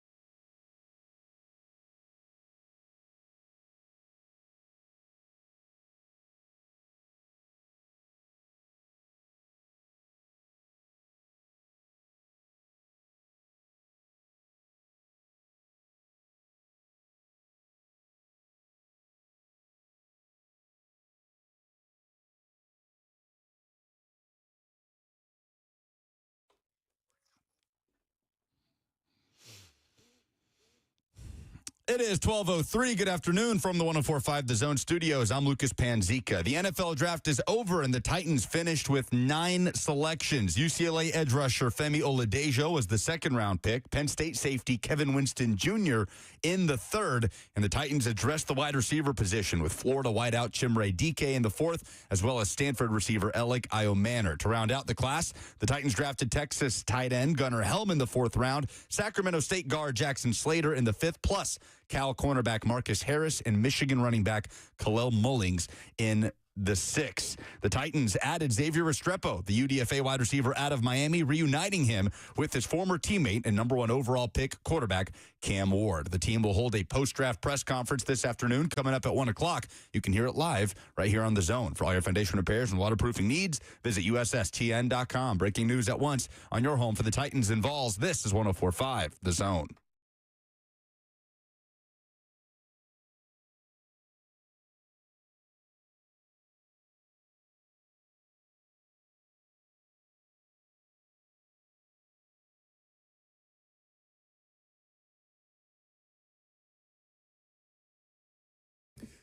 Final hour on this Monday for us. Show went fast today. It usually does. We're happy to have you, and it's easy to do because you've got a new draft class. You've got UDFAs, all different shapes, sizes, and positions. You got a new quarterback, but you've had that since Thursday.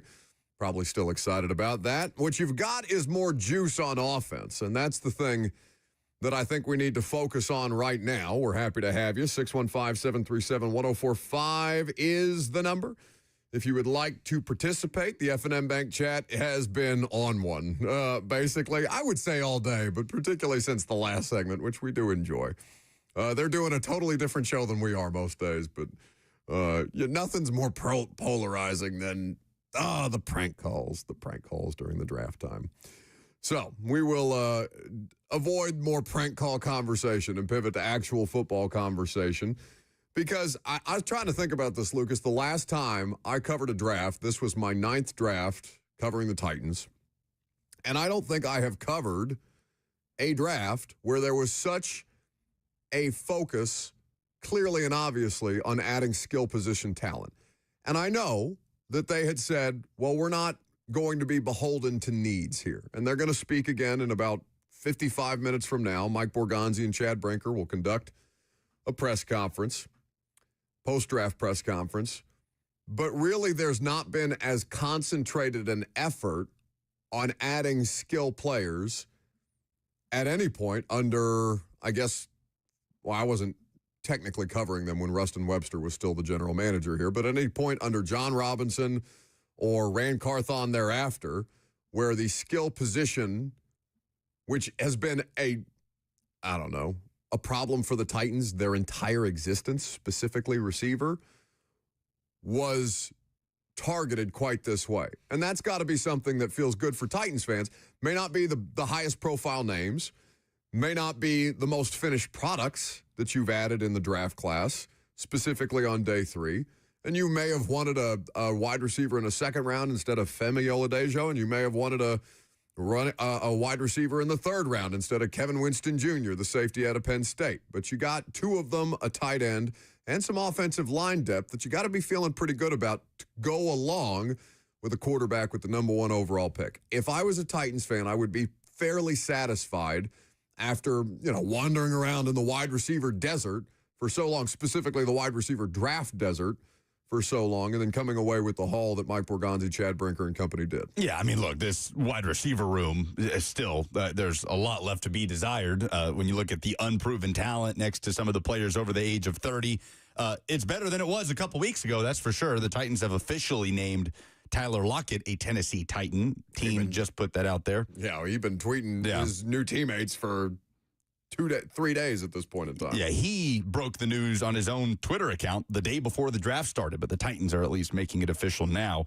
They didn't even spend a top 100 pick on a receiver, yet you still feel like they came away checking that box. You like the value they got in Iomanner. DK kind of brings a different element.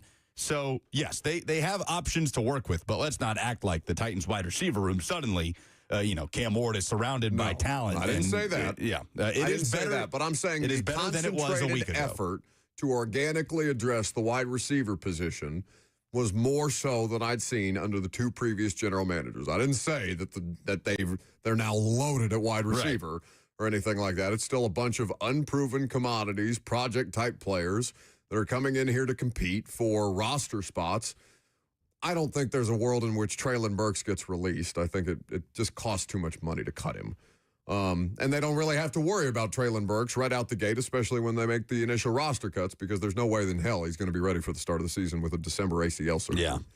So I would say that, guys like Jaquan Jackson, head on a swivel. You're looking for this administration's version of Mason Kinsey, as opposed to continuing to just prolong the Mason Kinsey experience, although I suppose you could do that too. This is something that is, I mean, I don't know. There's probably a world in which one of the 2 day 3 wide receivers may not even make the roster in a couple of years from now, because they're just trying to raise the floor of their roster. They are the worst, they were the worst roster in football last year. I'm pretty confident in saying that. They are trying to, as a means of over a period of time, improve this football team. They are trying to raise their roster floor. This draft raised their roster floor, even if these players are going to take some time, are going to take some development, and that is something that's incumbent upon the coaching staff to now realize. They're going to need contributions from one or multiple rookies at the wide receiver spot this year.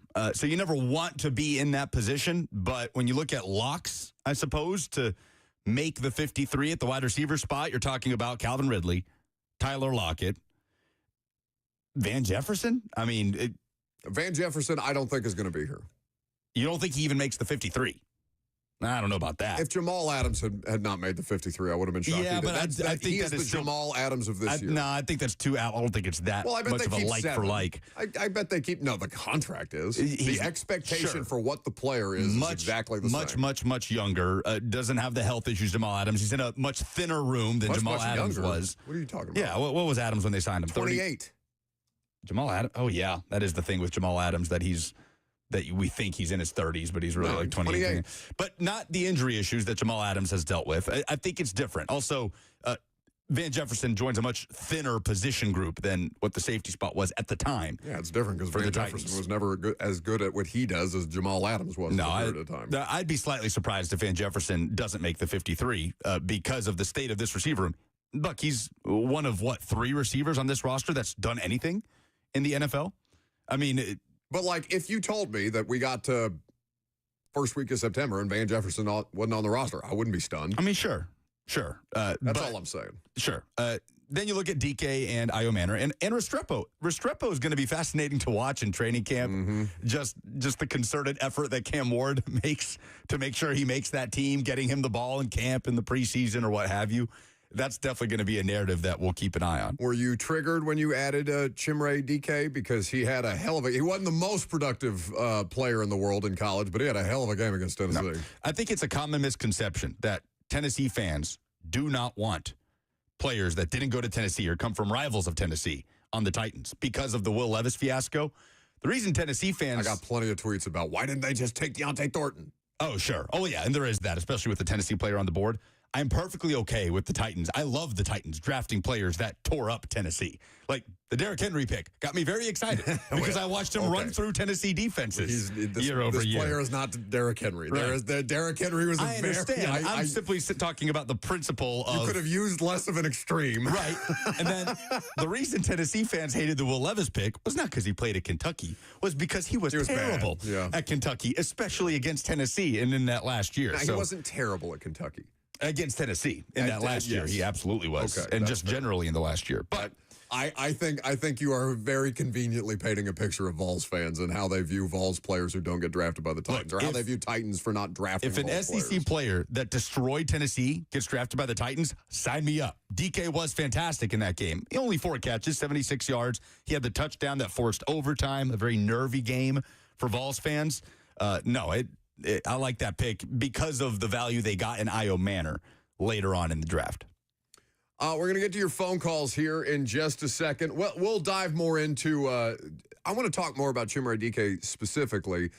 Some audio from Assistant General Manager Dave Ziegler that I think is interesting because there were some other players on the board that Titans fans I think would have liked, not just Thornton in particular, but a lot of different receivers who I think were fan favorites going in, but you didn't necessarily walk away with the kind of players that you were looking for, even if you ended up being satisfied or even happy about what their draft class looked like. So we'll get to that audio coming up next.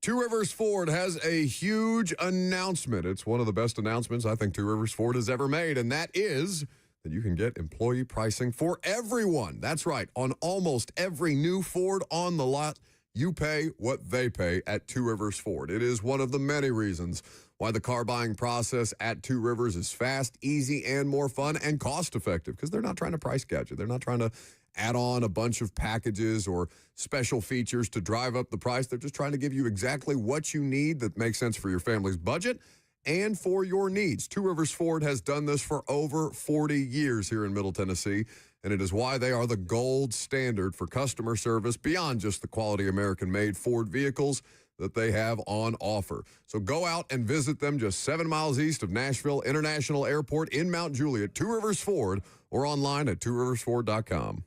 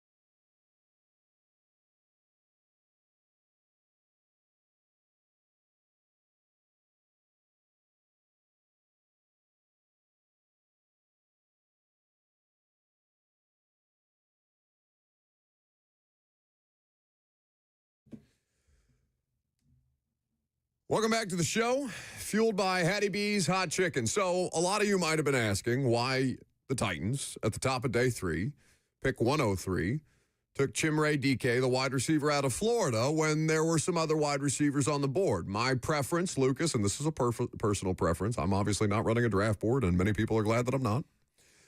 But I liked Jalen Royals, the Utah State wide receiver, significantly more than just about everybody on the board. Ironically enough, the Royals wide receiver went to the Kansas City Chiefs, so now he's just across the street from a baseball team that bears his last name in Jalen Royals. And it's not a one-for-one. It doesn't mean that Jalen Royals would have been a good player for the Titans and will be for the Chiefs. It doesn't mean that Chimere Dike can't be a good player for the Titans versus had he landed somewhere else. It's just I'm always curious about the positional value, which is why I'm looking forward to today's press conference, because you have questions about, all right, why this versus that? And it doesn't even have to be versus a specific player. Like, what was it about this player that made him much more valuable to you than other people? For example, what was Dane Brugler's valuation of Chimere Dike? I feel like it was significantly lower, or at least a little bit lower, than where he actually ended up being drafted, which is with a 103rd pick. He ranked him as his number 18 wide receiver. Okay. So he gave him a 4th/5th round grade. And he went at the top of he went at the top of the 4th, yes. And for reference, he ranked Jalen Royals as his wide receiver 7. Yes. So Brugler had him 11 spots ahead. So that is one where the Titans, if you're to look at where Brugler had these players, the Titans drafted him, well, what was it, at pick 103 in the 4th? All right, so Dane had him as a 4th, 5th round prospect. His summary says, overall, DK has somewhat of a confused identity as a receiver. He is more than just a field stretcher, but he also must develop better nuance in his routes and at the catch point to become more reliable as a separator or possession target. There is something here, and his special teams impact as a returner or gunner should lengthen the leash as NFL coaching attempts to maximize his talent. 4.3440. Okay, so let's hear from Dave Ziegler, the Titans assistant general manager, former general manager of the Las Vegas Raiders, who's now working here under Mike Borgonzi, about Chimere Dike. Yeah, I think first, when you're talking about whether it's everybody's draft board's different, everybody values guys differently, and so I think first and foremost it's important how we evaluate the player and how we value him for the Titans. So I think with DK specifically, from a skill set standpoint, I would say the flexibility to play multiple spots. I would say the speed. I would say the ability to play in the kicking game. So now he has an opportunity to get to the game every week as a young player because he can contribute in the kicking game. And again, I think just high level of intelligence and football awareness. The other thing about DK that was interesting, he was at Wisconsin, was a captain there. 1 year at Florida, voted a team captain here, and 1 year in Florida, first time, being around his teammates. And so, again, we like those leadership traits, but that's what with the skill set, the piece of the skill set that we like. So I think that's a reasonable explanation from Dave Ziegler about the potential that they think the player has to be able to realize, and also the work ethic to get there. And that's a pretty consistent theme with their draft class. 615-737-1045 is how you chime in if you want to react to the Titans' 9 additions through this year's draft. Of course, picking up additional draft capital along the way. Let's go to Drew up next. Hey, Drew. Hey, yeah, I was calling in to talk a little bit about Jackson Slater. Okay. He got picked, I think, pretty late, 5th round, pick 130, something like that. 167. Yeah, okay, perfect. Yeah, I think he's going to be a great fit. Borgonzi picked up some good guys, inner offensive linemen in Kansas City, Creed Humphrey, Trey Smith, BFL. I think he's a good addition late, a guy that can help across the line. I know we picked up Ziegler and Dan Moore, but a little depth up there never hurts, good size. And I think he could be a sleeper, some good value. Bruce Feldman agreed with you. Bruce Feldman had him, of The Athletic, had him ranked on his annual freaks list of guys who athletically project to be, as the list connotes, freaks at that level and at the next level. So an interesting ad there, and somebody who brings positional versatility. He was a guard at Sac State, and they also believe that he has the ability to play center, which they're bringing in a bunch of different options. They're preparing for however long Lloyd Cushenberry might take to kind of ramp things up there. They're also preparing for life after Kevin Zeitler, who is going to be 36 years old this year on a one-year deal. Dan Brugler evaluated Slater as a center, as a 4th to 5th round center. He said, overall, Jackson needs to shore up his technique to better match up with NFL talent, but his movement ability, core strength, and active eyes form a solid foundation for the next level. He projects as a guard/center NFL backup with a chance to be more in the right situation, which sounds about right for what the Titans have, if healthy, with a starting 5 right now on the offensive line. They will speak today at 1. You'll be there. We'll carry it live on The Zone, the official post-draft presser from the Titans. You think they get asked about Shadur? Are you guys going to ask them about their evaluation and their meetings with Shadur? We already asked Borgonzi about it after day 2? At the end of round 1, we asked him. At the end of round 1. At the end of round 1, we asked him if he was surprised that Shadur Sanders ended up falling out, and he said, yeah. Okay, so nothing. Well, he paused. Yeah. Probably decided that he didn't want to get quoted on anything that he didn't need to get quoted on, and said, yeah, I'm surprised. I wonder if that'll be revisited again, given new details that we have from Todd McShay, I believe, about Shadur Sanders in the pre-draft process. In fact, we can hear from Todd McShay about that very subject on his podcast, The McShay Show. I read a couple people are like, Shadur is in play at number 3. Shadur's not in play at 3. Shadur's not in play with the New York Giants, as far as I'm told. Shadur didn't have a great interview with Brian Daboll in a private visit. An install package came in. The preparation wasn't there for it. Got called out on it. Didn't like that. Brian didn't appreciate him not liking it. I've said this before, and it started at the Combine, and a couple days after the Combine, I don't like saying report. Like, we don't report anything. I shared information that I got that I know if I'm getting it, that information people that are in this business that are really great at their job and talking to a lot of the same people I'm talking to, and probably more. I know more. I was surprised it wasn't being talked about. That Shadur Sanders, I told you, if you've been following the show from the beginning, I told you there were 2 personnel people that I spoke to who were in the room during interviews, which means they're key parts of the organization. Let's leave it at that. 2 teams drafting in the top 10 with quarterback needs where the interviews did not go well. Not disrespectful, nothing harsh, just felt like the phrase I've been using, and I think it aptly describes it. We didn't get the sense that Shadur cared all that much about what we thought of him.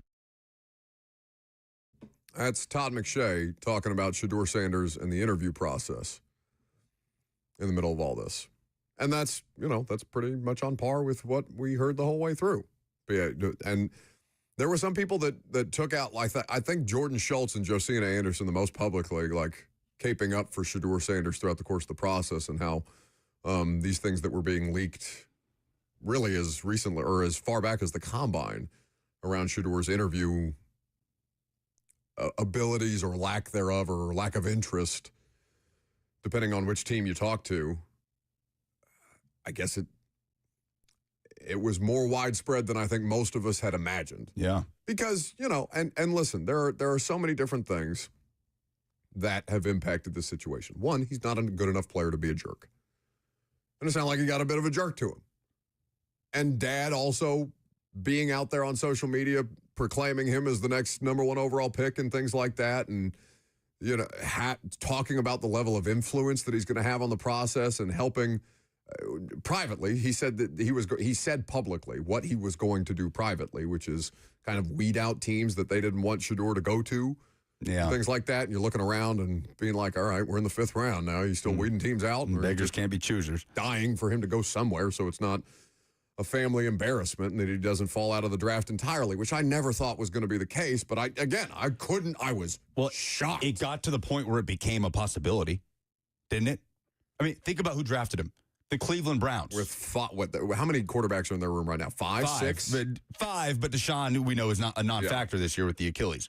The Cleveland Browns drafted him, a team that, for most of us watching, eliminated from the Shadur sweepstakes. Oh, they drafted Dylan Gabriel, so they're out. And so that was part of the shock of it all, the fact that the guy mocked to the Browns at number 2 for a huge chunk of the pre-draft process, still goes to the Browns, but at 144, truly an unprecedented situation.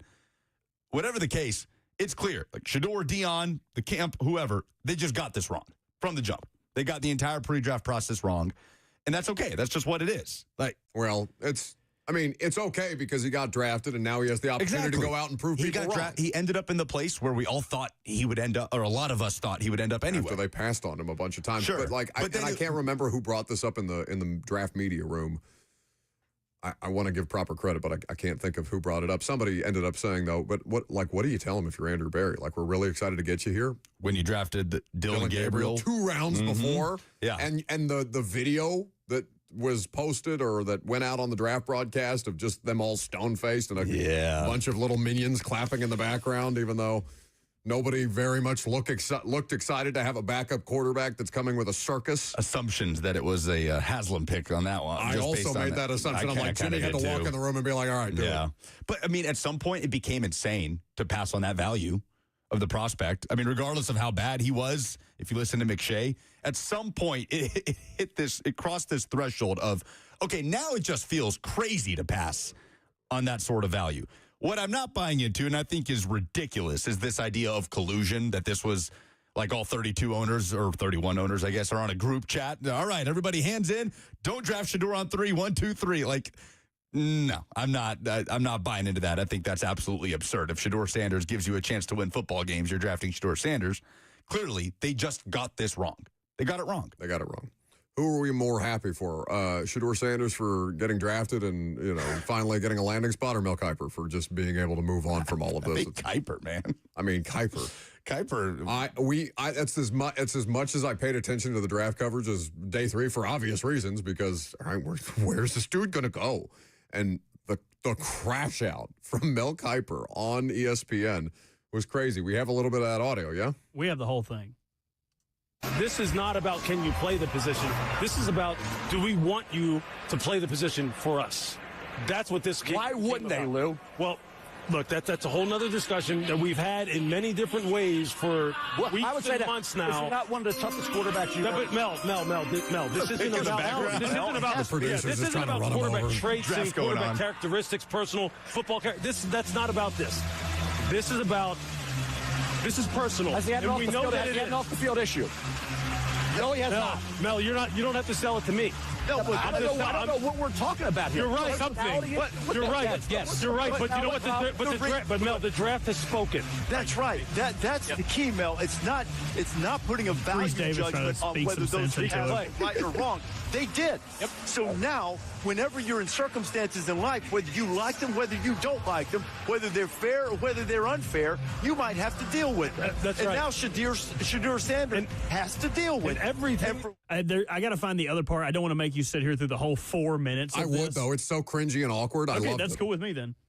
Might have to deal with them. That's and right. now Shadur Sanders has to deal with everything. And for whatever reason, whether he played a minute, microscopic percentage, 0%, or it's a legitimate criticism of the way he conducted himself during the draft process, this was the result. Yeah. Now he has an opportunity to answer it. I think yelling at the NFL about it is not right. There's not a quarterback. Boomer Esiason was not happy when he was a second-round pick. Tom Brady was not happy. They dropped. How'd they turn out?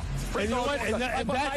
Nobody's arguing that. My point is, Reese, the NFL has been clueless for 50 years when it comes to evaluating quarterback. Clueless. No idea what they're doing in terms of evaluating quarterback. That's proof. There's proof of that. How many they say we know exactly what we're talking about with quarterback? They don't. Nobody's batted 1,000 there, though. That's correct, right? I think that's all that matters now. Is what happens going forward. We talk about it all the time. Yeah, let's fade it down. We know what we're doing. They don't. I couldn't believe he said that. I could. The man who Jimmy Clausen's head popped up from the tax desk he's working at. Like, I'm on your side, Mel. Jackson I'm Hewitt. on your side. I mean, long list, right? Clausen, Manziel, Levis of quarterbacks. Kiper has pounded the table for Levis. Right. Yeah. But we know what we're talking about. They don't. Absolutely sent me. What I will never doubt about Mel Kiper is that he believes everything 100% that he says. Like, I have no question as to Mel Kiper's authenticity.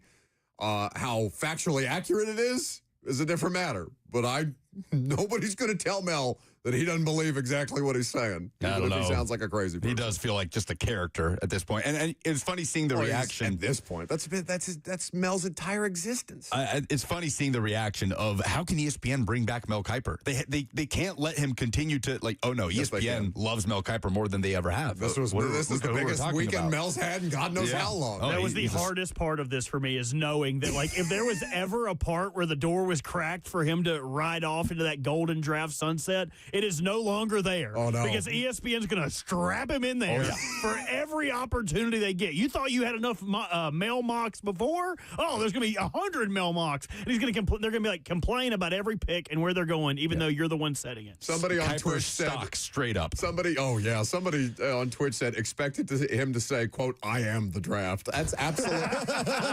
absolutely.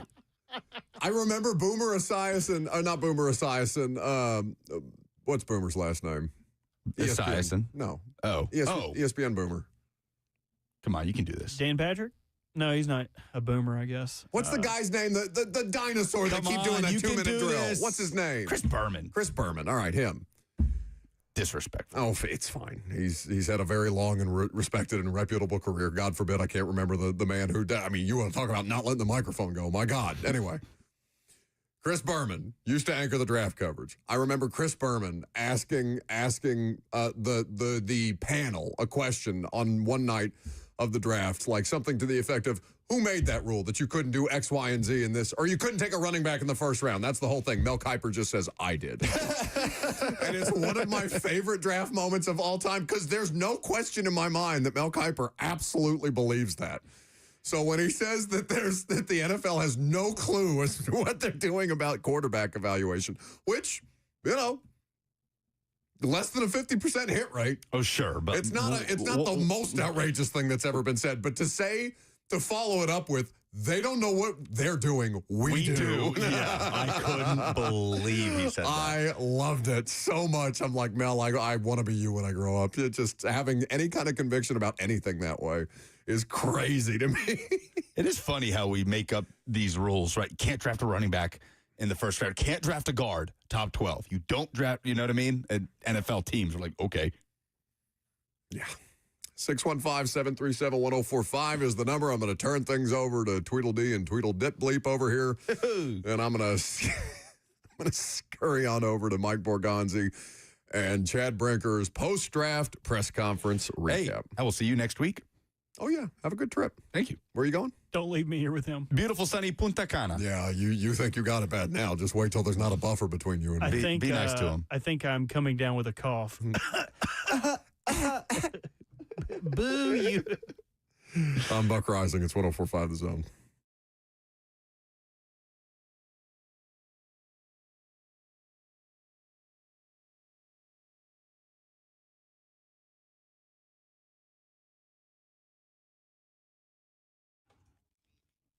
Hey, Nashville, Lucas here to tell you about the coolest spot in Music City. It is Fog Street Lawn Club, Nashville's premier soccer pub, your go-to spot to watch Nashville SC games, and it's open early for Premier League action, even those 6 a.m. kickoffs. But really, no matter the sport, great place to go watch that NBA, NHL playoff action going on for the next month or two. Fog Street Lawn Club makes sure you won't miss a moment and you will never get bored. Check out the rooftop, the most picture-perfect view of downtown Nashville you can find. You can play British-style lawn bowling or cornhole for free on the rooftop, or head right next door. Challenge your friends to some axe throwing at Bad Axe. Located near the Gulch in the upcoming Pine Town neighborhood, Fog Street Lawn Club will give you the experience of downtown Nashville with a great escape from the craziness of Broadway. Family-friendly, great for all sports fans, and you can even host special events, not to mention their phenomenal menu of British pub-style food and a large drink selection. Check out Happy Hour Monday through Thursday, 3 to 6 p.m., and I will see you at Fog Street Lawn Club.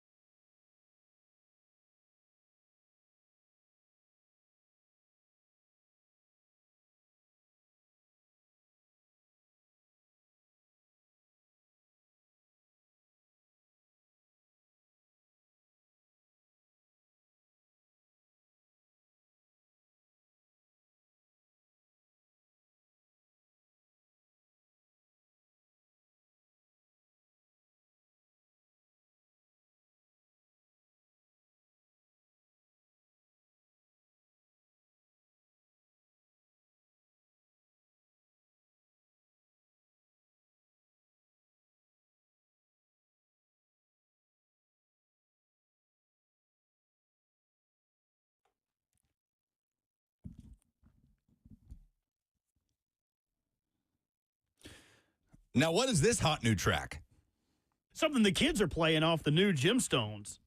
This is something the kids are playing? See, I thought the kids were listening to Titans football on the Zone. Zone. No, incredible pre-finale for the Righteous Gemstones last night, and I have looked all over for Turn the Other Cheek by Baby Billy, and V-Love was courtesy and Kurt. Nice enough. You got it. To send it this way. There is a little bit of Titans news here. Neil Stratton at Inside the League has reported that Titans director of scouting A.J. Highsmith will not return to the Titans. So we'll see if that's corroborated or confirmed by anybody on the Titans beat. Buck has left the building. He is on his way to Ascension St. Thomas Sports Park, where Mike Borgonzi and company are set to hold their official post-draft press conference at 1 o'clock. So Cover 2, we'll have that for you live. We'll make sure you can listen to it right here on the Zone, and I wonder if they'll get asked about that. A.J. Highsmith, again, Titans director of scouting, Neil Stratton, reporting that Highsmith, who has been a part of 3 organizations in his 11 years in NFL player evaluation, will not return as the Titans director of scouting as Mike Borgonzi reshapes his staff. Highsmith was named the director of scouting about a year ago, hired in May of 2024 after spending 5 seasons as a scout with the Bills. So some front office news there from Neil Stratton. Again, we'll see if that is confirmed by anybody locally. We talked a lot about Xavier Restrepo for good reason. He's by far the most significant undrafted free agent the Titans have signed. But several other players, just to kind of put a bow on draft weekend, that the Titans are bringing in, reportedly, offensive tackle Brandon Crenshaw-Dixon out of Florida, signed as a UDFA. A few SEC players here. Nose tackle Isaiah Rakes out of Auburn. Safety Clarence Lewis out of Syracuse, who is a Notre Dame transfer. We know about Xavier Restrepo. Micah Bernard, the Utah running back, adding some competition to that room. Cam Horsley, the Boston College defensive tackle. There is a defensive tackle from Northern Illinois here. So Jalen Kimber as well, the Penn State cornerback, who also played at Georgia and Florida in his college career. And Desmond Evans, who had 5 sacks for North Carolina, the defensive end out of UNC, former 5-star recruit. Desmond Evans signed by the Titans as a UDFA, among a few others. So, Titans making post-draft moves. We'll hear from Borgonzi and company afterwards. I got to say, Robert, I feel like we do this all the time. I am definitely guilty of this, the recency bias takeaways. But, and it can just be because of the Shadur thing. That felt like one of the more intriguing drafts of my lifetime over the span of 3 days.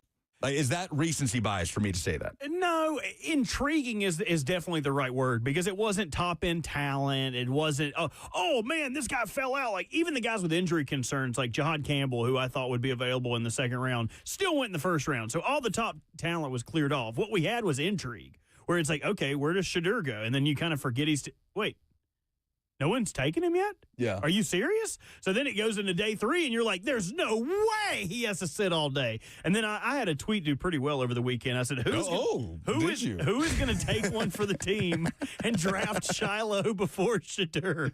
Because I would have paid any amount of money to see what that room looked like, because the expectation in that room is, oh, yeah, we're all here for Shadur. He's going to – no one in that room was thinking, oh, yeah, we'll get Shiloh at the end. We'll give him a little gift bag. We got a little cake in the freezer. We'll be okay. If he would have gone before Shadur, that would have made my entire draft weekend just to watch everything around their breakdown, who has what reaction to what. That's what I missed. That's the only thing this weekend was missing for my intrigue level to go any higher. Well, a pretty good consolation is the team drafting Dylan Gabriel in the 3rd, then drafting Shadur in the 5th. I've seen some folks try to paint this strategy by the Browns as chestnut checkers. To me, it just seems foolish, doesn't it? To have, we say 5 quarterbacks in that room, understanding Watson's not going to be a part of it. So really 4.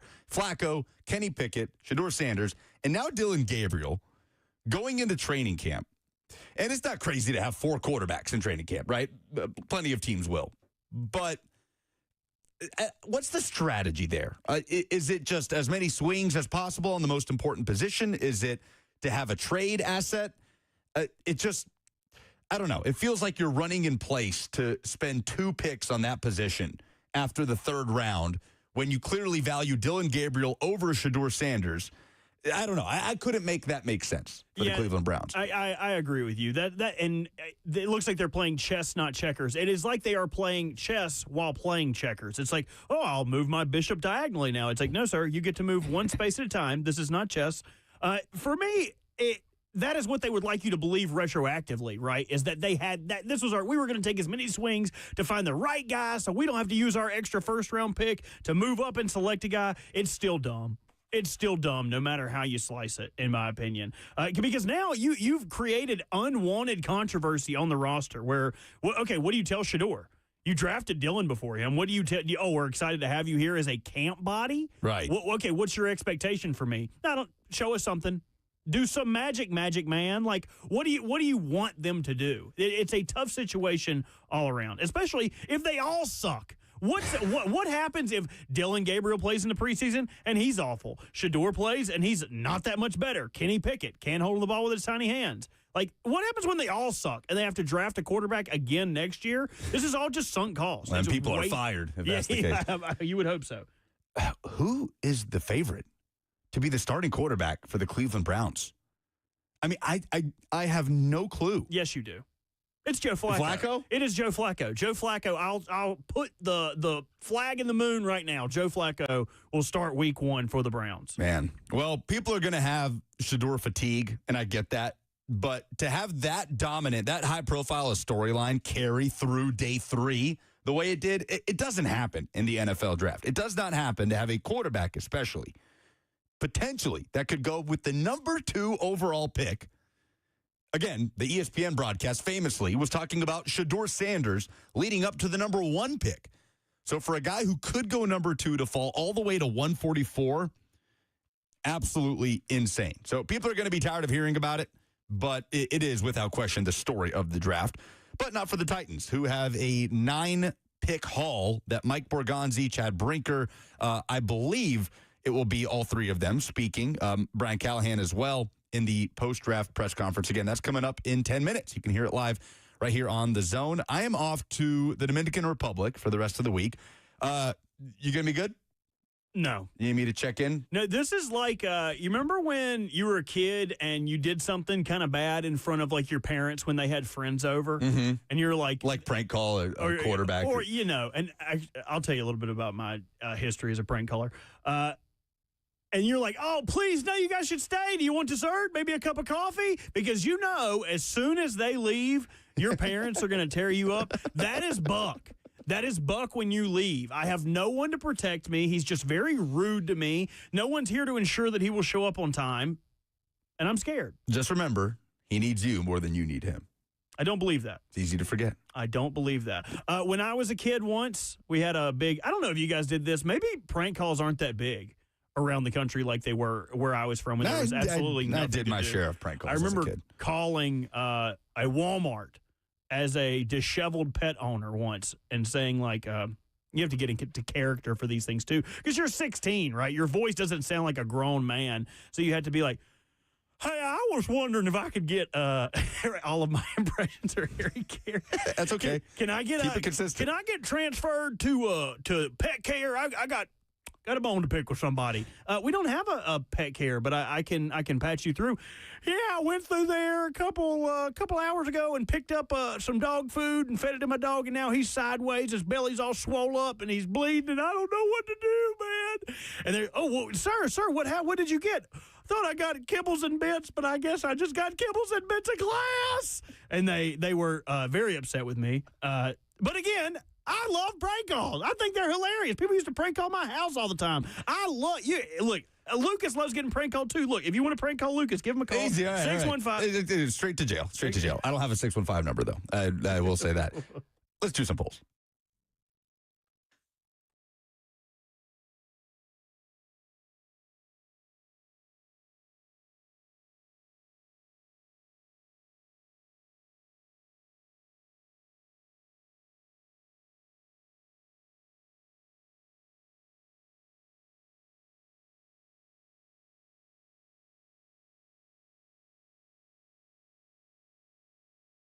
Presented by Two Rivers Ford, the South's most trusted Ford dealer. What was your favorite Titans pick? Our favorite chime in from Christoforo says that he liked the Eumanor. pick due to his physical traits, work ethic. Seeing a whole lot more Kevin Winston Jr. in this side of the tweet than I first expected to. Yeah, Cam Ward is the layup there, but I really like the Alec Io Manor. Again, best tape against the best player in this draft. Sign me up. What is your least favorite pick the Titans had over the weekend? Ashley chiming in with DK. Could have gotten him later, and Scatabo was right there. Ooh. A lot of people chiming in with DK. Cam Scatabo to the New York Giants. Who should be blamed more for Shadur's free fall in the draft? Shadur, Dion, the NFL, or Ulbricht's son who prank called him, as who Buck would have you believe. 60% say it is Shadur's fault. Yeah, I mean, again, that's the player.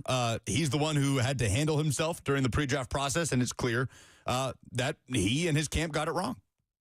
And what was your favorite moment in the NFL draft? I had a couple, but I don't know why Christoforo always pops up to the top of these always replies. The very top, yeah. But most people just replying with the picture of Cam Ward crying when he had his name selected. That's a great moment. Yeah, very cool moment. For me, it's got to be Kelvin Banks' baby throwing up. Are those the polls? That's the polls. That's the show. I'm out for the rest of the week. Robert will make sure Buck is, approachable for you guys this week, and I'll catch y'all next Monday. Titans Presser coming up next to cover 2 on 104.5 The Zone. See y'all.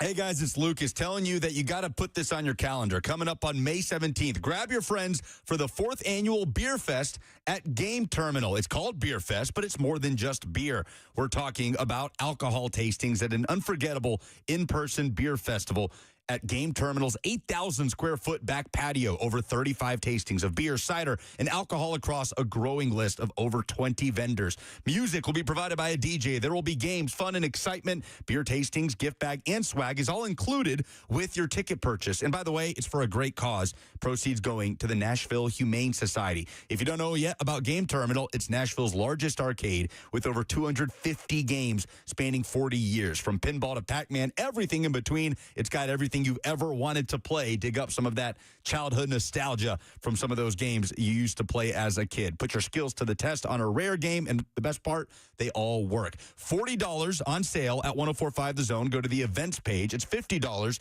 if you walk up and get it at the door. It gets you access to the entire space inside and out, unlimited samplings of the beer, cider, and alcohol, and just a great day of fun. Be sure to be there, and I will see you at Game Terminal's 4th annual Beer Fest on Saturday, May 17th, 2 to 6 p.m. Two Rivers Ford announces employee pricing for everyone. Every tradesman, every dad, every rising star. You pay what we pay. Two Rivers Ford. Locally owned. American made.